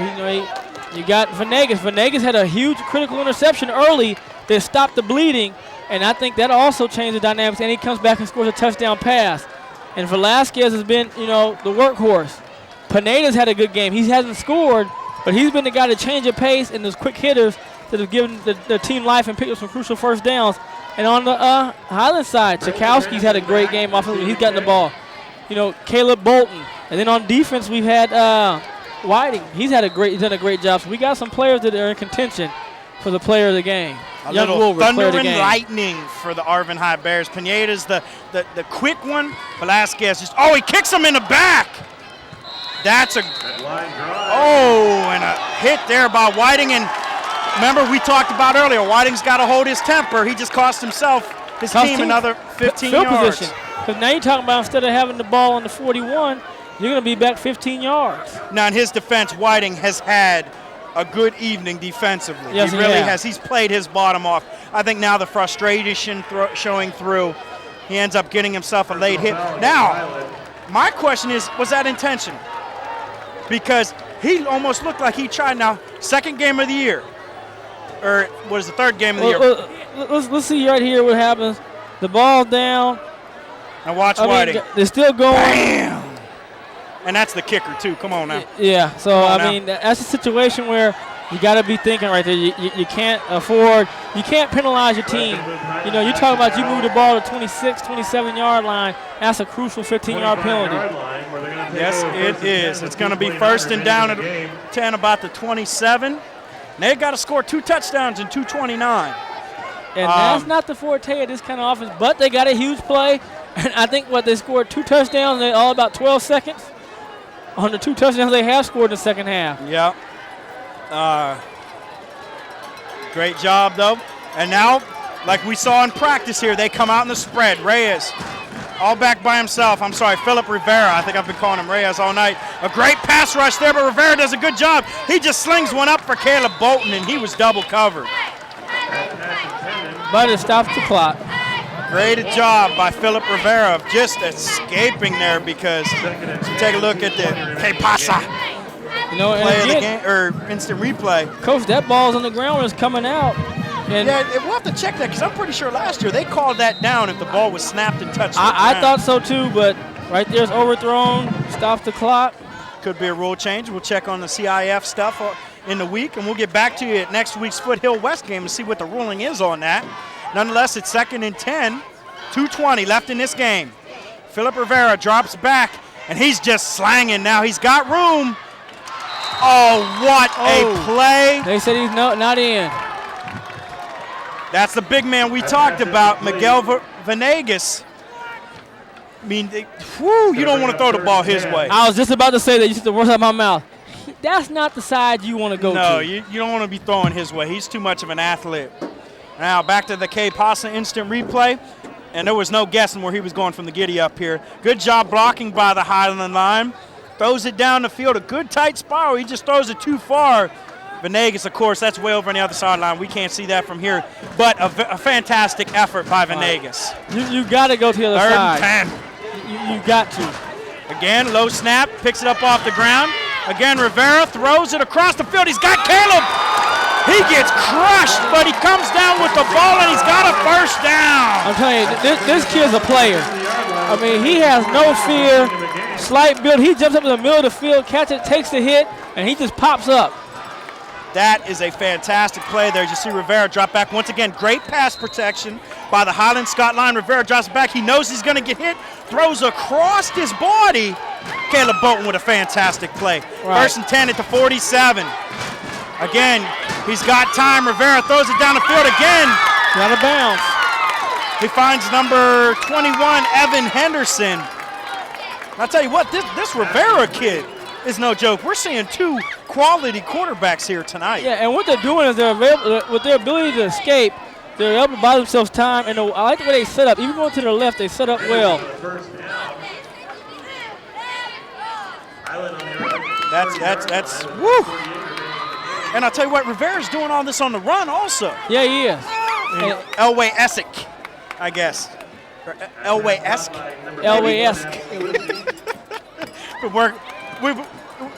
We've been maybe Kelly-esque, Marino-esque. Okay, again a good rush, but they fight him off. He throws it off, and this one is going the other direction. And I'll tell you what, a fantastic job by the Arvin line. He could go all the way. That's number 3, Frankie Garza. He's gone. Game time. And a touchdown by Frankie Garza. We're just letting the crowd sound. Oh, the flag on the field. Oh, and that one's gonna come back. There's a flag on the play. I tell you what I loved about that play, and we're probably not gonna see it on the replay. 2 flags on the play. As soon as he picked that ball, every Arvin guy picked up a green jersey. They sure did. And to see that at this level, woo, that's outstanding coaching from Edgar Mares' staff. It is gonna come back. It is gonna come back, but nonetheless, number 3, Frankie Garza, you could see when he threw that Garza was fielding a punt. He just took his position, waited for the ball to get him, and a great job on that. And he attacked. You know, take a look at the sometimes kids referee. don't See the attack when call, they catch holding, it. coming back. Looks like holding against Dead Dead ball, ball foul, personal foul. Man, that's going to be 25 yards right there. 10 yards for the hold, 15 for the personal foul. But at this point, though, with only one timeout, you can almost run the clock out. We take a look at the K-Pasa replay. But look who's out there. Velasquez causing pressure. Velasquez getting himself in there. Now watch this here. I don't know if we're going to be able to see this. Garza does a great job picking it. He just looks back to say, where you at? Yep, now he's going. Now as we come here, look at all the red jerseys. They're all on a body. Right. Look at that. And there was a holding call in the muck back there. We didn't get a chance to see it. And then there's another personal foul. It said dead ball, so that had to have been after he scored. That could have been one of the coaches screaming. Actually, you know what? I saw Jose Tamayo out there screaming at the ref, so it could have been called on him. I mean, that's well, the flag was already down when it could have been, but and that just goes to show you they put their best athletes on the field at that point in time. Tamayo's out there, Velasquez out there. And Velasquez coming off now. That guy's got to be exhausted.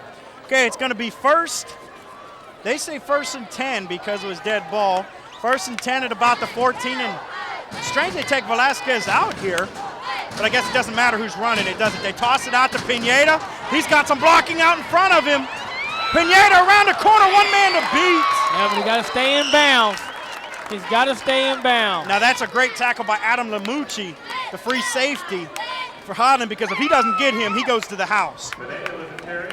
I don't know how much it matters now. Like you said, though, young man's got to stay in bounds.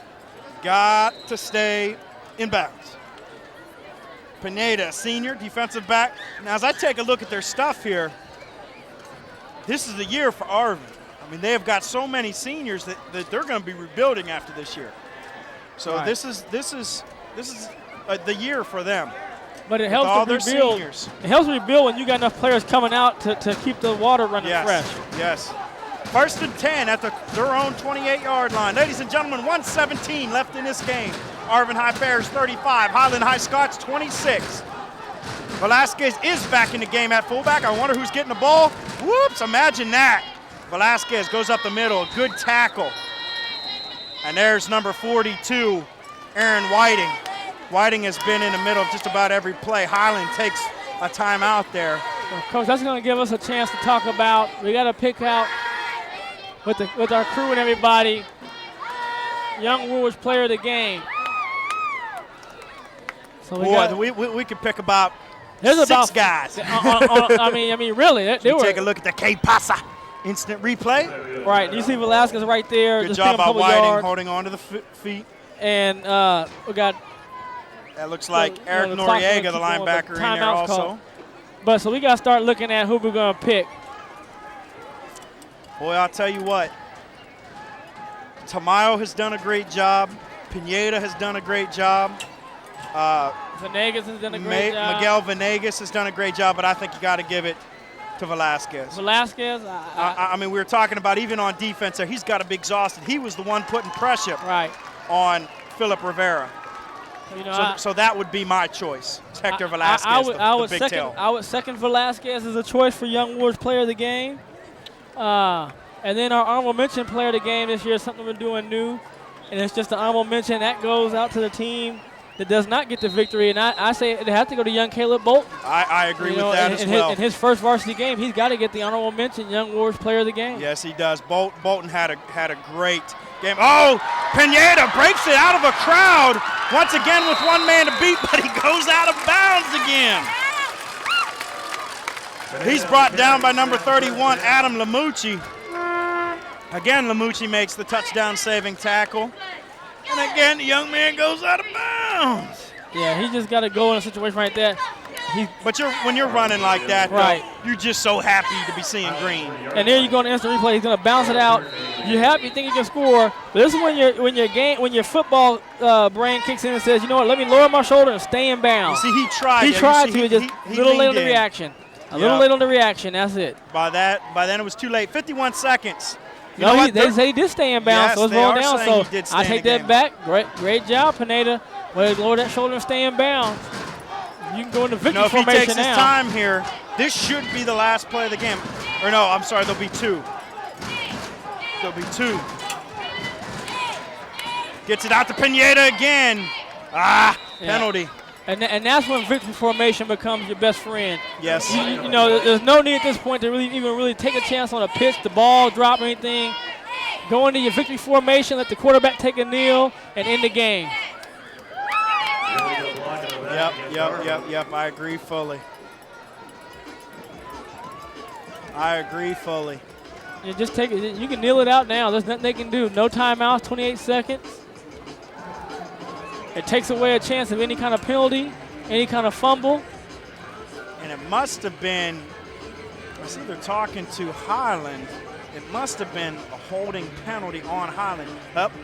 Mr. Referee is going to come out. And we also got to say that the referees have done, this crew has done a good job tonight. It really has. I tell you, one of the best things I saw them do is when the kid got out of bounds in the end of the second quarter, they confer with each other and they put time back on the clock for Arvin. I think that's one of the best jobs that Yes, I know a lot of people talk. Now, that's a strange call here. Edgar Mares calls timeout. I think he wants to talk with the referee about something here. Right. But he calls timeout with 28 seconds. Now, I wonder if there's not a substitution issue or something here. Right. But as you see, Edgar with Tamayo. Now, as we were saying, this has been a great job by this crew tonight. A lot of times we get on the referees. Everybody, parents get on the referees. This crew tonight has done a great job. Yeah, they have. And the thing is now, I just hope that Arvin goes back and goes into victory formation and takes the knee and lets the game end out. Yeah, don't risk an injury on your player or their player. Or, I mean, what's something freaky happens? You pitch it and fumble it, and they pick it up and run it in. I was thinking about that on the first play of this series. That was a long pitch to Pineda. Yeah. No, that could easily be fumbled and taken to the other way. Now, here I would think you would just turn, give the ball to Velasquez, let him run over somebody for 2 yards. Yeah, no, they're going victory. You don't have to do that. You just take the knee. 28 seconds, it's knee time. And this should be the last play of the game here, ladies and gentlemen. Jose Tamayo drops back, hands the referee the ball, and that should be it. And ladies and gentlemen, we had a good one tonight. Clock runs down. We won't say the final yet. We want to thank everybody for joining us on the Bright House Networks. We want to make sure that you're going to be here next week, same time, Foothill at West, 10:30 p.m. Right back again, 10:30 a.m.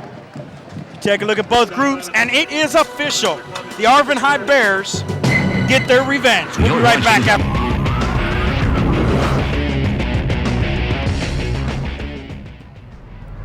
We're back at Scotland Yard, and I've got the game-winning coach, Edgar Mares, right here. Edgar, great victory.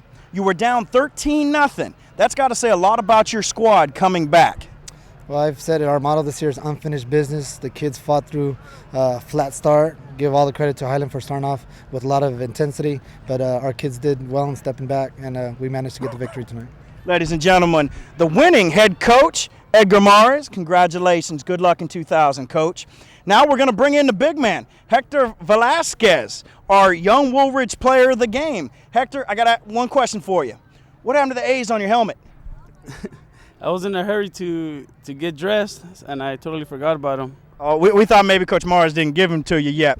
But I'm here with Kevin Burton from Young Woolridge, along with Avery. And you see Avery's got the plaque here for the High School Player of the Week.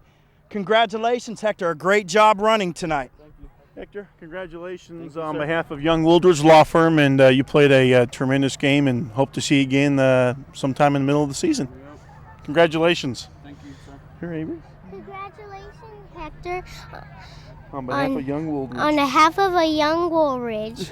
Thank you. We take a look here at Hector's last touchdown, which sealed the victory for Arvin. And we want to thank everybody for joining us tonight on the Bright House Network's High School Game of the Week. I'm Stephen G. Fulmar, along with my tag team partner, Brian Adams. We want to make sure that you make it next week the same time for Foothill versus West. Make sure you stop into Channel 21, Bright House Networks, because that's where they play the games.